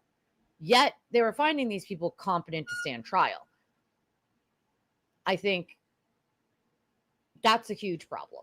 You can't have people who are not competent to stand trial, standing trial until they are competent to stand trial. Hey, Lazy Susan. You're welcome. Well, you know, we're trying to grow, Susan. We're just a small channel, and because we didn't buy into the ultimate conspiracy theory, we didn't blow up like some of the channels that did buy into that conspiracy theory on purpose. So, you know, we do our thing over here. So Freak said basically they use the round trip time of the tower to the phone and back to calculate the distance. And if you can do that with 3 or more towers, all those circles overlap, that's the phone location. Yeah, and so I think that's where I saw that there was an like issue because of how far away the towers were. There was something about how far, I'll have to look into it, but how far away the towers were. Oh, Susan, I think we all have. And it's really hard because there are not a lot of us channels out there, at least people to, and also because now on Facebook, those groups are down. So remember, guys, there is one group still alive and living that didn't get taken down by Facebook where y'all can still go and talk. But we also do have our own Discord and we have our community here. And I appreciate that we have our community here because without you guys, I don't know what a lot of us would have done. You know, we support each other. And I appreciate that we all support each other. I think it's important. I think it's important for people to have a place to be able to vent and breathe. And, you know, Hank Brennan, yeah, he was he did an amazing job. There was nothing else he could have done. There was nothing else he could have done. And it sucks, you know, it sucks. I'm hoping to have him on one day and have a conversation with him and pick his legal brain because I think he's brilliant. And I think, I mean, he made a statement, you know. Thanks, Susan. We appreciate you. Also, guys, do me a favor. We've been here 3 hours and 15 minutes. Do me a favor and hit the like button if you already haven't. We would appreciate it. Hit the subscribe button. Okay. We'd appreciate that too. And if you can donate to the channel, that's always helpful. We have a bunch of different ways to do it, which Cash App, Venmo, PayPal, Revolut. We have a link pinned into the chat for those of you who want to do it just credit or debit and don't have any of the payment apps. And then we always have super stickers and super chats and memberships. And there was quite a few of you the other day that wanted to join the members only chat, but didn't have a membership. So get your memberships while you can, or fingers crossed that someone gifts some and you get one of those. That would be fun. Thank you, Jack, for your super sticker. I appreciate you, my friend. Thank you. Thank you so much. Okay. Timing maximum locations and cell towers available by warrant order for big cases. Look at January 6th, our protest for George and Minnesota. People prosecuted for boarding. Yeah, I remember that.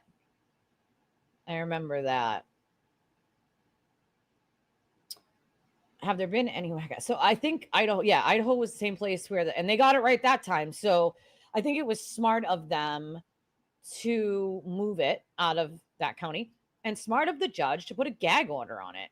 Now, if you think back to some of the other innocence fraud campaigns, O.J. Simpson was a big one.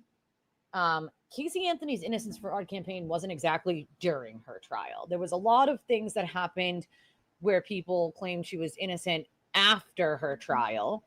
You know, it's really sad that it's even a phenomena, right? I can't imagine that this is something that can be used in a way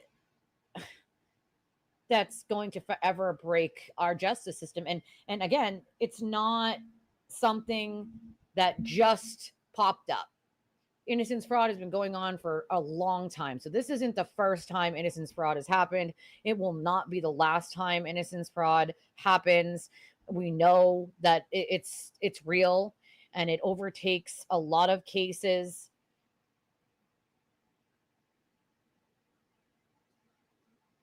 So if you guys remember Making a Murderer, a lot of people say that was innocence fraud, and then they were essentially sued afterwards.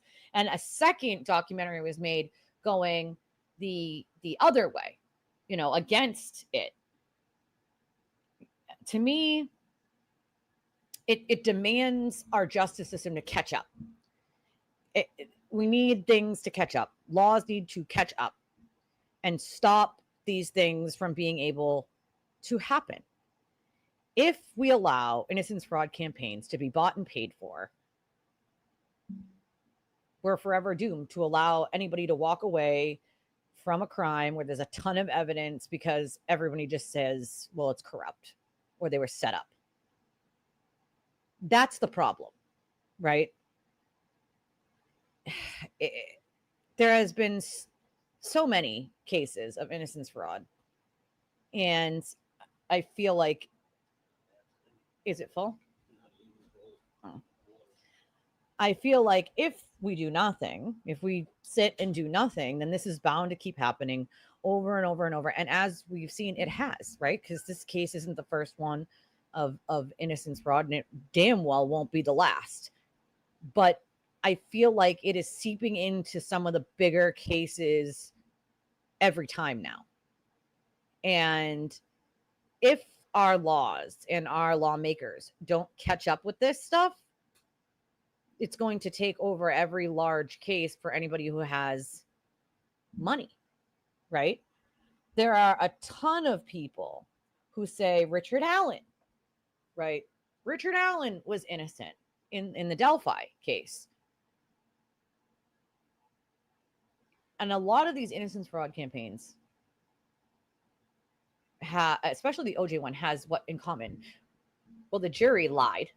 And then years later, there was an interview done with one of the jurors that admitted to lying.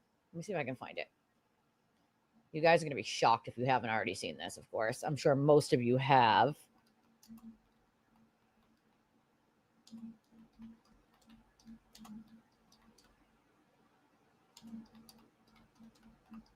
Let me see.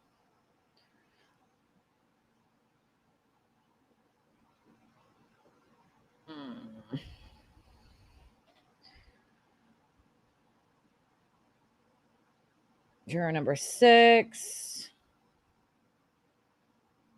I mean, some of the stuff these jurors say is amazing. Here's part of, hold on.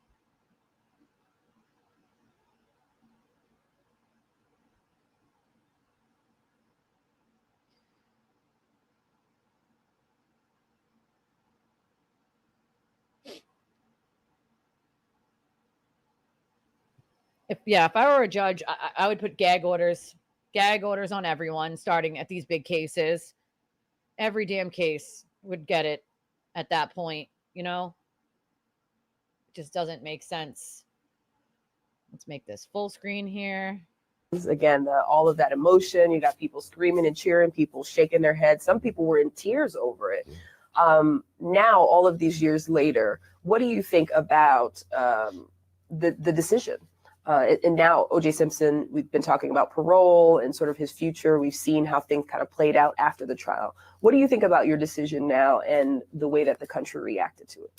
Well, again, and I will always defend the decision itself, that it was always based on evidence as presented at the trial. And so based on that, I never had any qualms or any misgivings about the decision we made at that time. As far as for the reaction is concerned, I do believe that a lot of the reaction was media driven as far as for all the interest that was going on in the trial at the time, and the concentration of I think the coverage was probably more geared towards indicating that he was probably a guilty person. And I know that the two different communities responded differently about that, of course, and I'm referring to the white as opposed to the African-American communities. But I think it was just that people didn't understand exactly all of the things that were presented at trial. And I'm pretty sure the average person may have seen a bit or a piece there about the trial. Maybe those bits and pieces were what they used to make their decisions within themselves about it. But the thing about it is, when you go back to the complete picture of the wholeness of the trial, from my perspective, there was only the one decision that I could render at that point. Murder that shook the entire America. After months of drama, the verdict. They literally just said they didn't understand the data. They literally just said they didn't understand the data. Okay? You see, that's a problem. That's a serious, serious problem. This is part of the problem that I have when it comes to dealing with jurors. How can we get juries that don't understand the data? How? I just don't understand. I just don't understand. Let's see. I want to see that one woman. You guys would be shocked.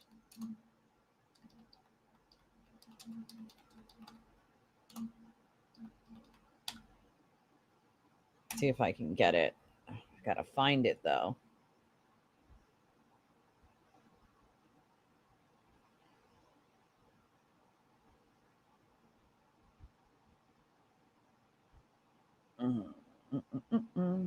Hold on. There's one specific.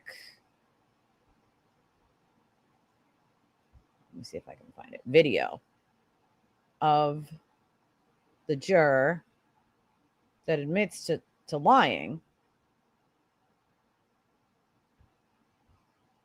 This lady. This is her right here. All right. Oh, wait. Hold on. Damn it. I gotta go back. Damn it. 1 second. Get it.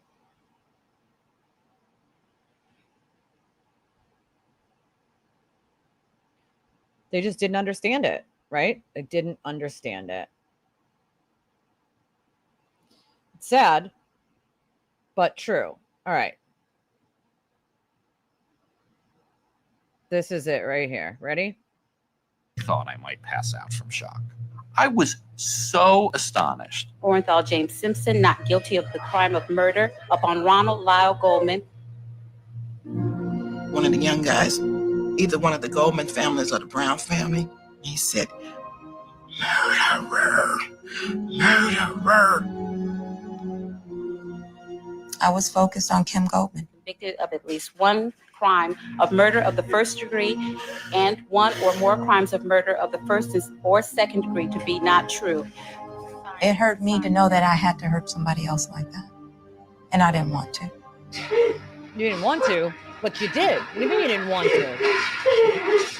But you did. My mom and dad, just stoic. I'm the more emotional one. There was this deputy there, and I was like, "Can I leave?" And she goes, "You can't leave." The other piece of this was that kind of, moment of triumph of Simpson. I remember thinking that gesture, that's a competitor. He had been through a big ordeal, he'd fought hard, and he'd won. One of the jurors, I believe it was juror number 6, a male black, stood in the jury box and raised his fist like this. Sickening. Absolutely sickening. What? This was a guy who presented as the most mild-mannered. And then we find out, yeah, he was a member of the Black Panthers years ago.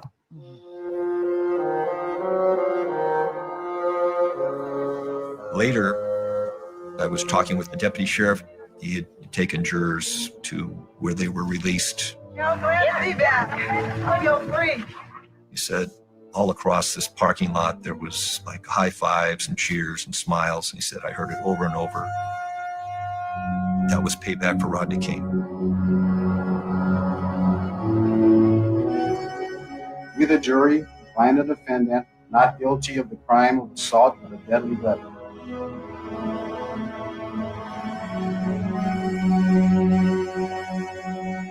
Here she is. Do you think that they're members of the jury that voted to acquit OJ because of Rodney King? Yes. You do? Yes. How many of you think felt that way? Oh, probably 90% of us. 90%? Did you feel that way? Yes. Shameful. That was payback. Uh-huh. You think that's right?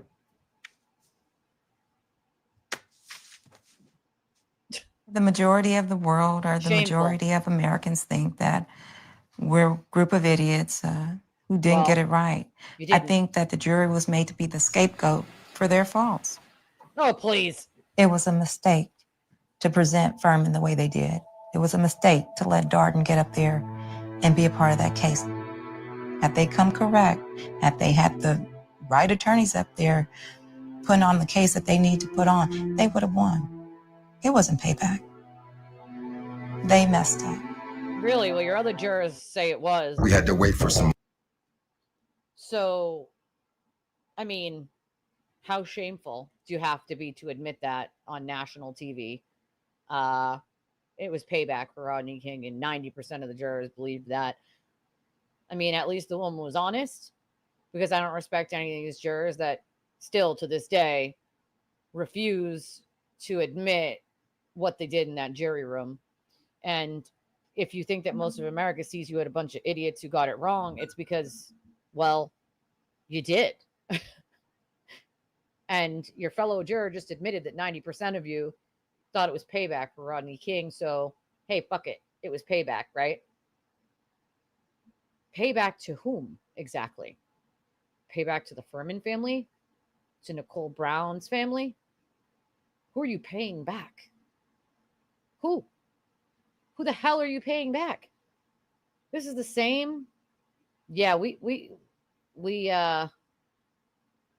watched his Today Show stuff, but I'm guessing he's now doing his media tours because he saw Juror 11 doing hers, and I'm disgusted. You know, I can't even watch it, to be honest.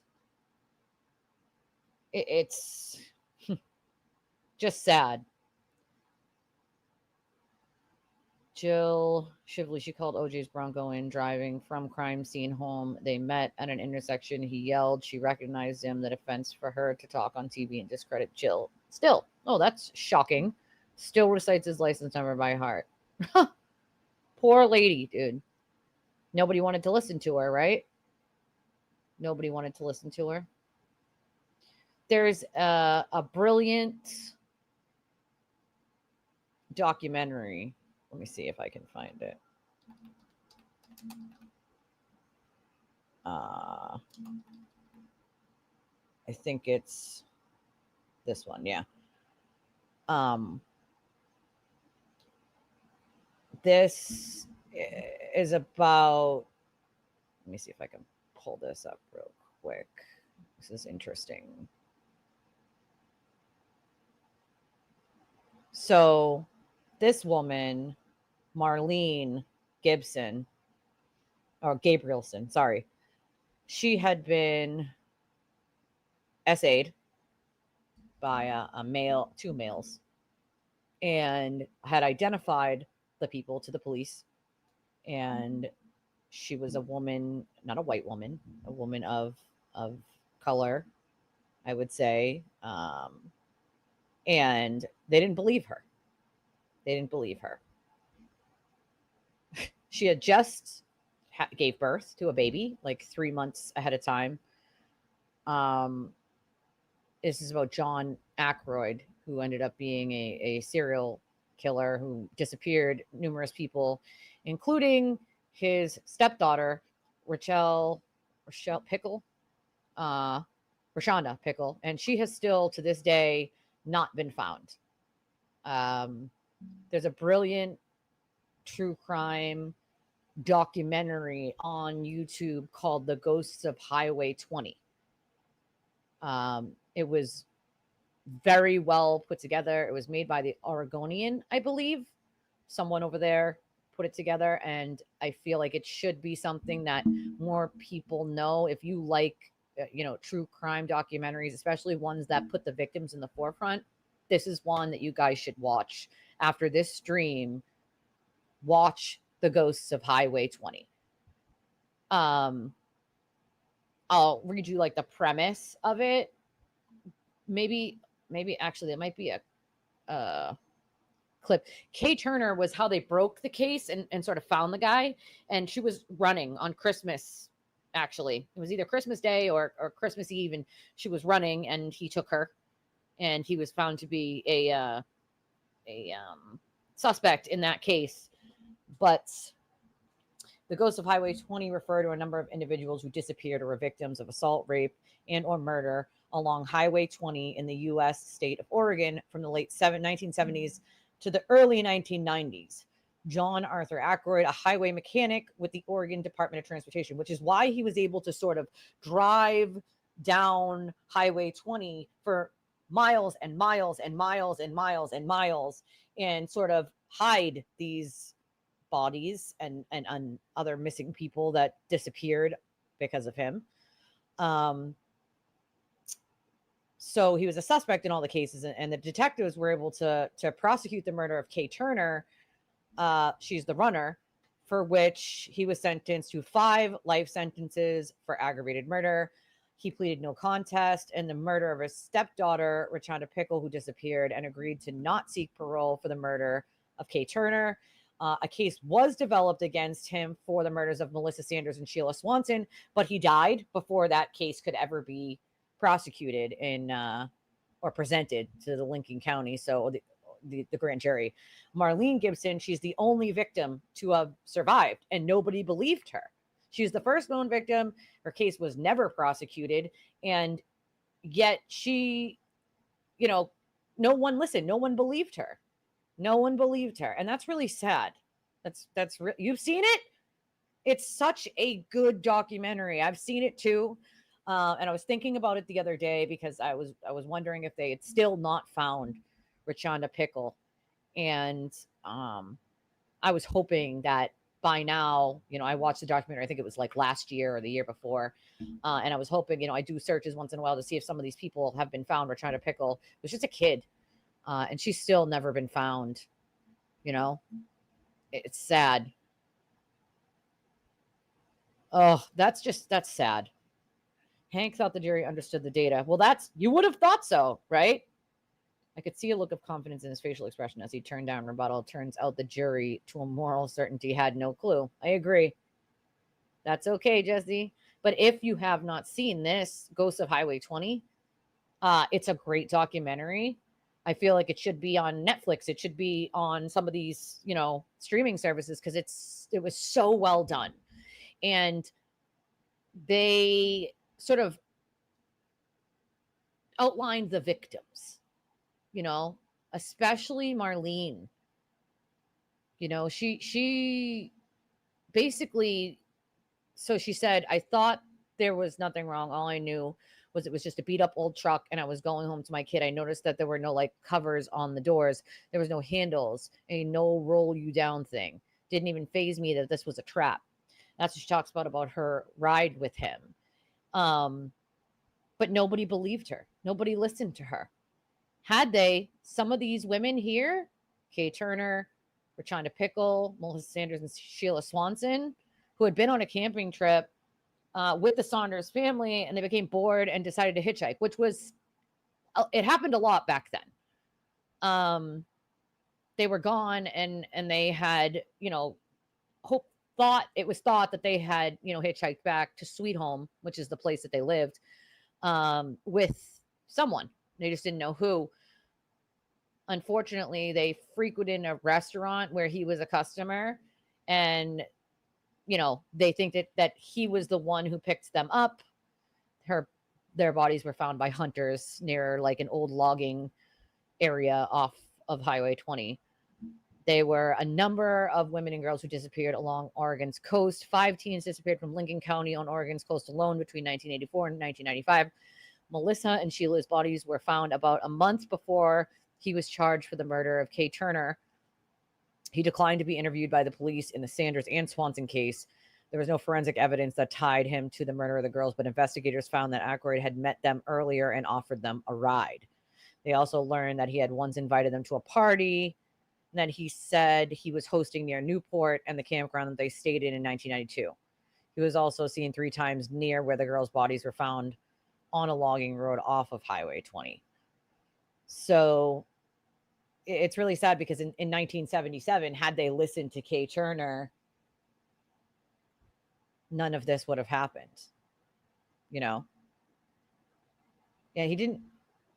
So it says that Ron Benson, an investigator for the Lincoln County District Attorney's Office, connected the cases of Marlene Gabrielson in 1977 with the case of Kay Turner in 1978, as well as the disappearance of Aykroyd's stepdaughter Rachonda in 1990 and Melissa and Sheila's murders in 1992. Police reopened the 1992 case in 2012 with Benson and Linda Snow investigating. Benson determined that there were similarities between the disparate cases and evidence against Aykroyd, such as the killer not having buried victims' remains, Aykroyd taking time off around the time of the crimes, and the connection to wildlife and hunting in his statements about what he was doing at the time of the crimes. Investigators located the men who had seen Aykroyd arrive very late after his shift and covered in blood, and then they had enough evidence for a grand jury. Since Aykroyd was already in prison and it would be expensive to prosecute the case was closed. They have tied 4 homicide, 1 assault, and rape cases to him, and they believe him to be responsible for a number of other in the area at the time he was suspected to have been active.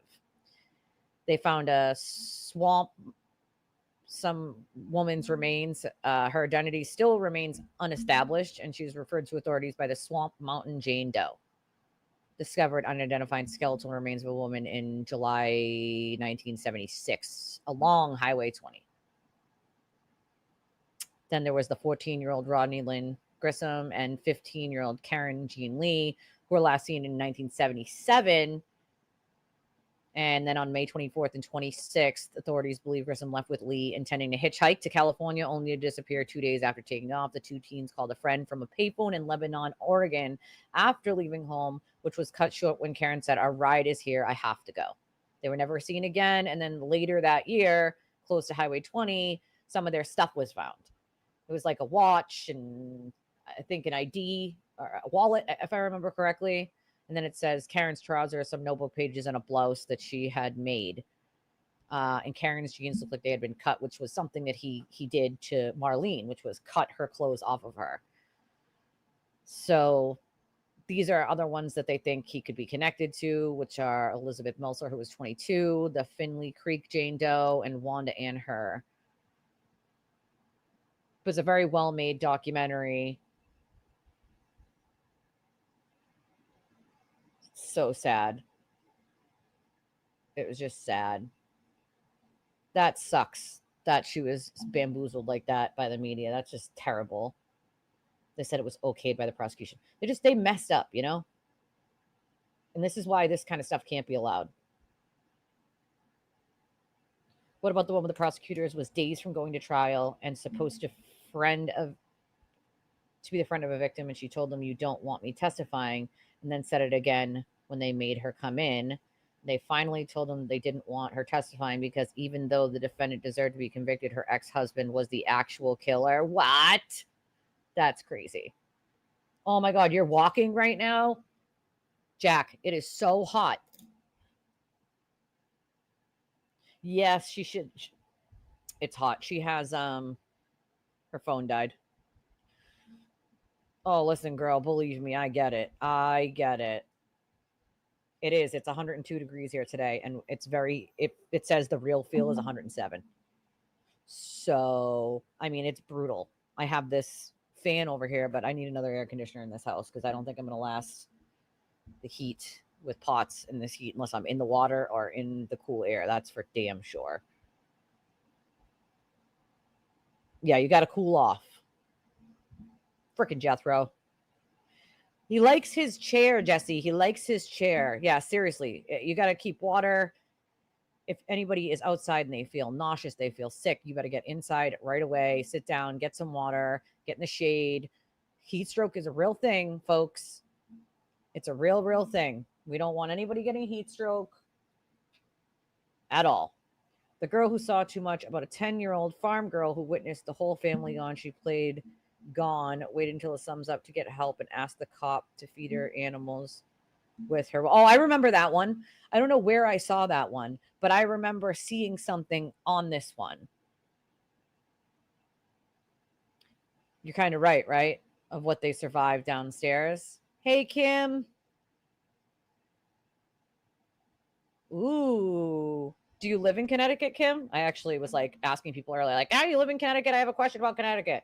But we have, we will keep Karen's case in the forefront of civil stuff. We're getting the transcripts as soon as the court answers me. We're getting the transcripts of all of the sidebars, but we're also covering other stuff. So don't be afraid, guys, to come here. We're, going over the Idaho 4, some Innocence Fraud Campaign stuff, especially, O.J. Simpson. We just watched one of the jurors basically say that it was payback for Rodney King. You made it to cell station. Good. Get inside there. It's nice and cool. But that's an interesting one.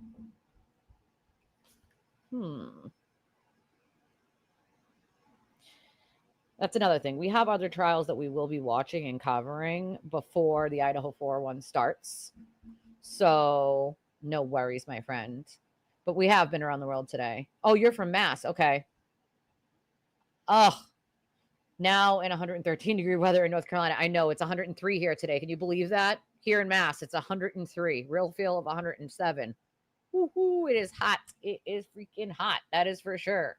That is for freaking sure. I am not okay with the hotness. I'm done with it. We've been here 3 hours and 44 minutes. Do me a favor, guys. Hit that like button. Hit the subscribe button if you can. If you want to donate to the channel, this is the best way to do so. We definitely could use your help. Venmo, Cash App, PayPal, Revolut. Those are the best ways to do it, along with the donation link that we have at the top of the chat. That works for credit or debit for anybody. So 91% of you think that Kohberger is guilty, and 9% of you say that he is not. How come we never hear about jurors getting prosecuted for committing perjury or obviously being bought? Because it doesn't happen often. That's why. It does not happen often. Not by a long shot. Unfortunately. Interesting. I think a lot of us are still upset because it doesn't happen a lot. But if they find evidence of the jury lying, tampering, things of that nature, they could be charged with things like obstruction of justice. You don't hear about it because it's not something that regularly happens. I do think that if the authorities and the justice system as a whole wants to nip this in the ass, and they're going to need to start doing it. They're going to start. It's a possibility to charge people with obstruction of justice, lying to get on a jury, things of that nature. Because if you don't, it just gives the flag to anyone to be like, okay, well, You're not supposed to do these things, but even if you do these things, nothing's going to happen to you. Nobody ever gets charged. So what does it really matter? As long as we get the result we want, let's just do it. You know? So I think it's a very real possibility that they start charging people with obstruction of justice, or, I mean, perjury is something they don't usually charge people with, but if they don't, right, if they don't, exactly my point, Arlene, if they don't, then what happens? Then you're giving permission to anyone to lie, to get onto a jury and get the result that they want. I think that that's insane. Our justice system has to do better as well, because we can't change it ourselves. We need them to do their part in making sure that it is fair. And it can't be fair if it's skewed one way or the other. It's not possible for it to be fair if it's skewed one way or the other. You know, I don't watch the news because I don't believe in mainstream media anymore after this, Kim. I've watched the mainstream media and I've gotten a lot of inside information when it comes to this case. And I've watched the mainstream media sit, and I know that they have the same information, sit there and lie, sensationalize it, explain it away, give in to the sort of mob mentality or cult of what they want to hear. And so I just don't trust mainstream media anymore. They were getting some of the same information I was getting at the same time, and some things I would get first and they would get later, but most of it they never reported on. Interestingly enough, I don't trust them now. You know, I just don't trust them. And we missed you. We miss everyone. I'm glad to see a lot of you back.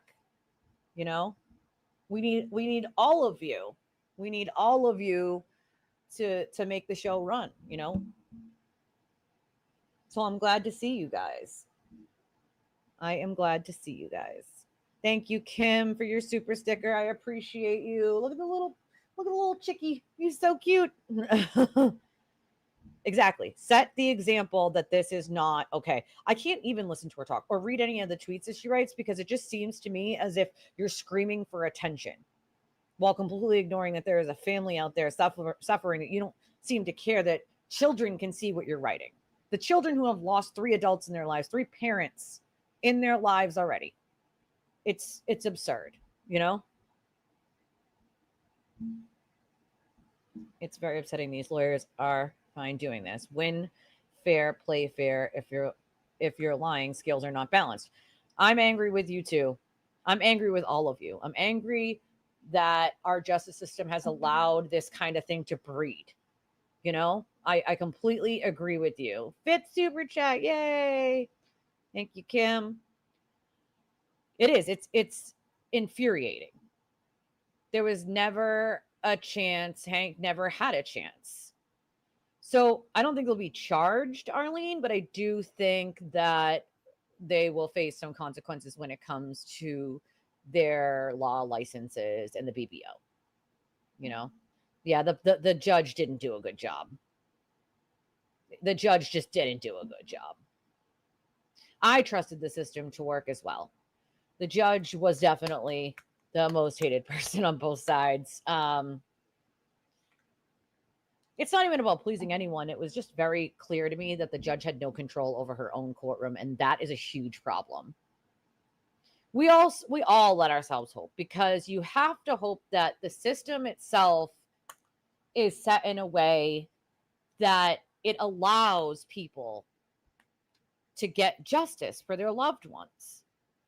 If we have a system that is skewed one way or the other for the prosecution, or again, and that's another thing, that the system is kind of skewed in a way where the defense, if there's no gag order, can sit there and say whatever they want if there's no gag order. The prosecution cannot do that. They cannot go out there and do interviews and make statements. They cannot do that. So it's already skewed in a way where the defense can scream from the rooftops anything they want. Prosecution cannot. So they're already at a disadvantage, especially if you're using social media, which is why I say it's so dangerous. I think the 5 most shocking examples of the innocence fraud was OJ, number one.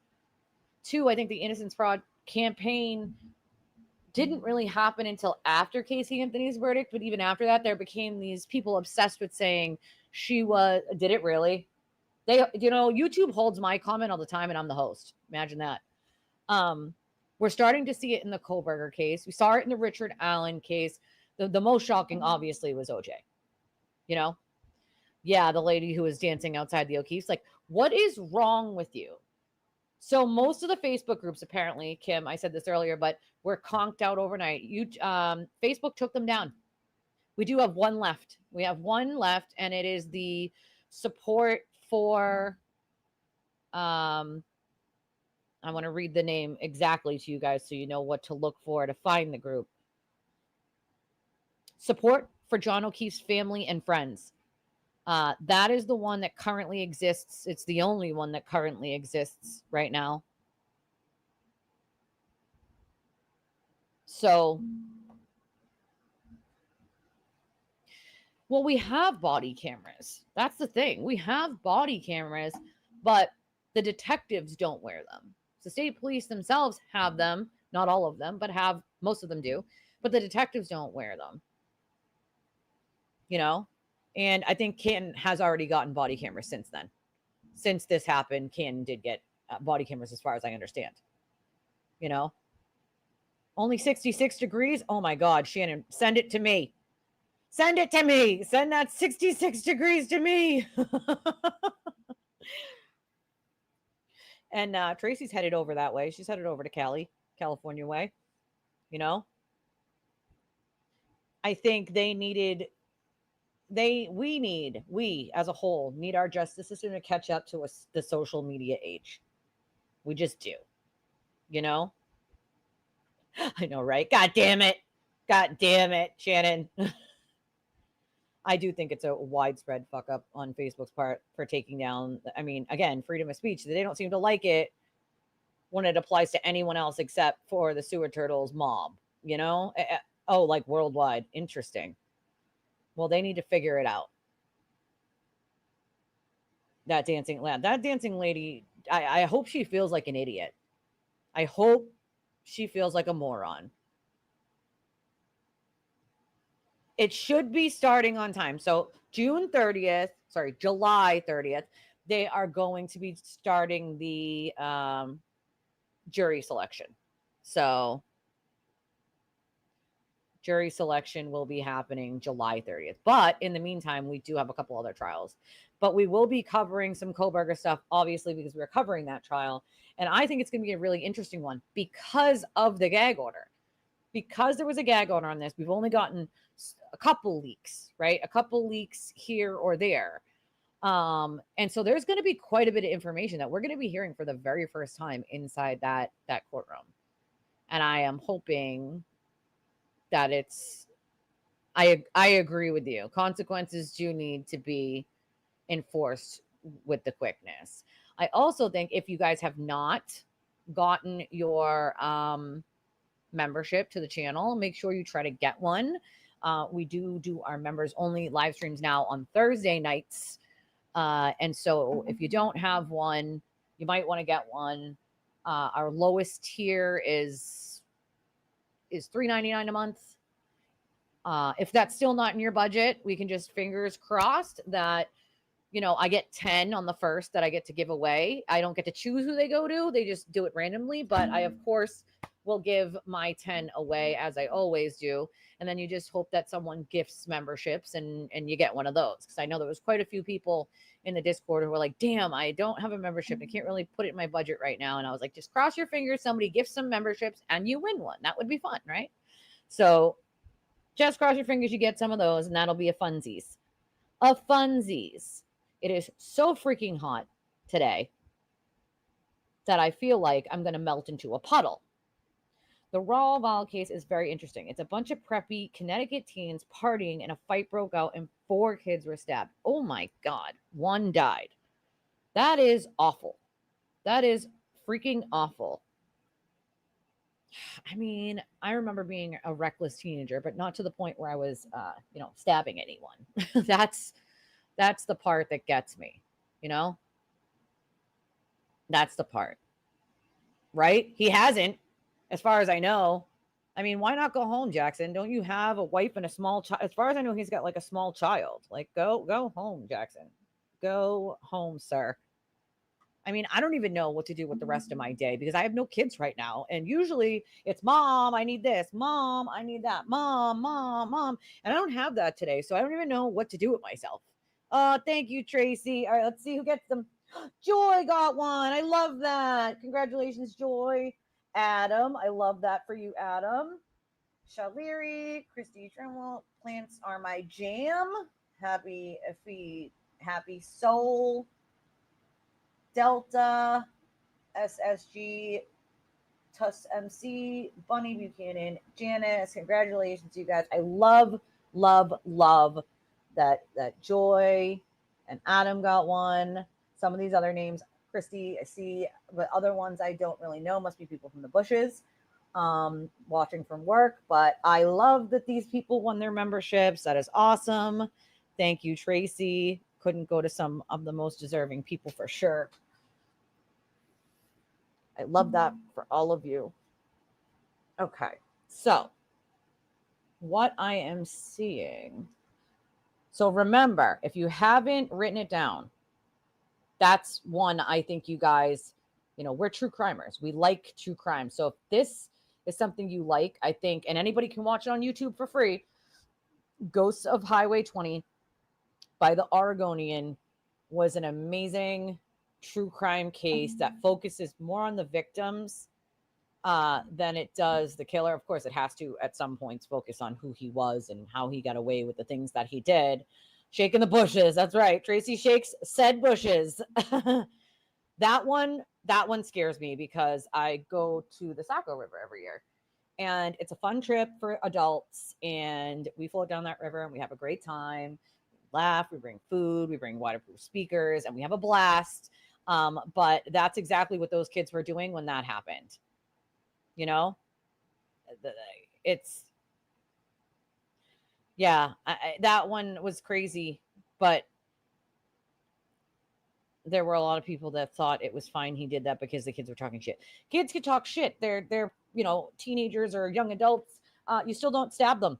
One kid died, and it was very close for two of the other ones. It's, you don't stab people because you don't like what they said. That's just crazy. But I do. Oh, Wisconsin. Yeah, I do remember that one. And Apple River, they do floating down it like we do here in the Saco River. So it's sad. It's very, very sad. It makes me really, really sad. So, I mean, hey, it is what it is. There's not a whole lot we can do once there's a verdict that's made. But I do think that our system really needs to catch up to what's going on. Oh, this poor kid. And he was apparently a really, really good kid, the one that didn't make it. All of his friends they tried to get him help as fast as they could. That one was really I watched the video of that unwittingly, and it was really, really sad. Really, really sad. It's unfortunate. It's definitely unfortunate that anything like that has to happen. I hate it. I really, really hate it. So, I hope that at least us as a whole can do some advocacy work and say, hey, we need these laws changed. We need victims' rights. We need witness rights to keep witnesses. Who the hell is ever going to want to be a witness? Who's going to want to be a witness? Who's ever going to want to be a witness in a murder trial, even if they did see something? Again. So now if you're a witness, your life can be turned upside down? I mean, come on. We don't want that to happen. We need victims' rights. We need witness rights. We need quite a bit. We need quite a bit. I think the best we can do is advocate for it and advocate for change and try to catch our laws up to the digital age, because where I do think social media, like I've said before, can be extremely helpful in cases. And that's what I intend to do with my channel, is hopefully be helpful in some cases, cover other ones because there's an interest even myself in watching some trials, but also help in some cases, as I've covered previously, missing persons cases, you know, ones that haven't been solved, murder cases that haven't been solved. It might just take one person and the video being spread around for someone to remember something that they thought was insignificant that can crack a case wide open. And I intend on trying to do that with all of you. He was the quiet kid too. Yeah, that's the sad part, right? That's the sad part. All right, guys, I've been here 4 hours and I'm starting to get hangry. Had my coffee, my brain started working, but I am starting to get a little hangry. So I am going to go attempt to figure out what I'm going to eat today for lunch / dinner, and try to cool off a little because it is very freaking hot and this is not helping at all. I'm like a puddle in the moment. Oh God, you poor thing. Bring a water with you. Do not go out without water. It is way too hot, you know, way too freaking hot. So we will be doing our live shows in the morning time, especially because of the heat. We do have our Thursday night members only stream. So don't forget that we do our Thursday night member only stream. So if you haven't got your membership, make sure you get a membership. 14-year-old boy in Elk River, Minnesota. I'm going to look that one up. Maybe we can help.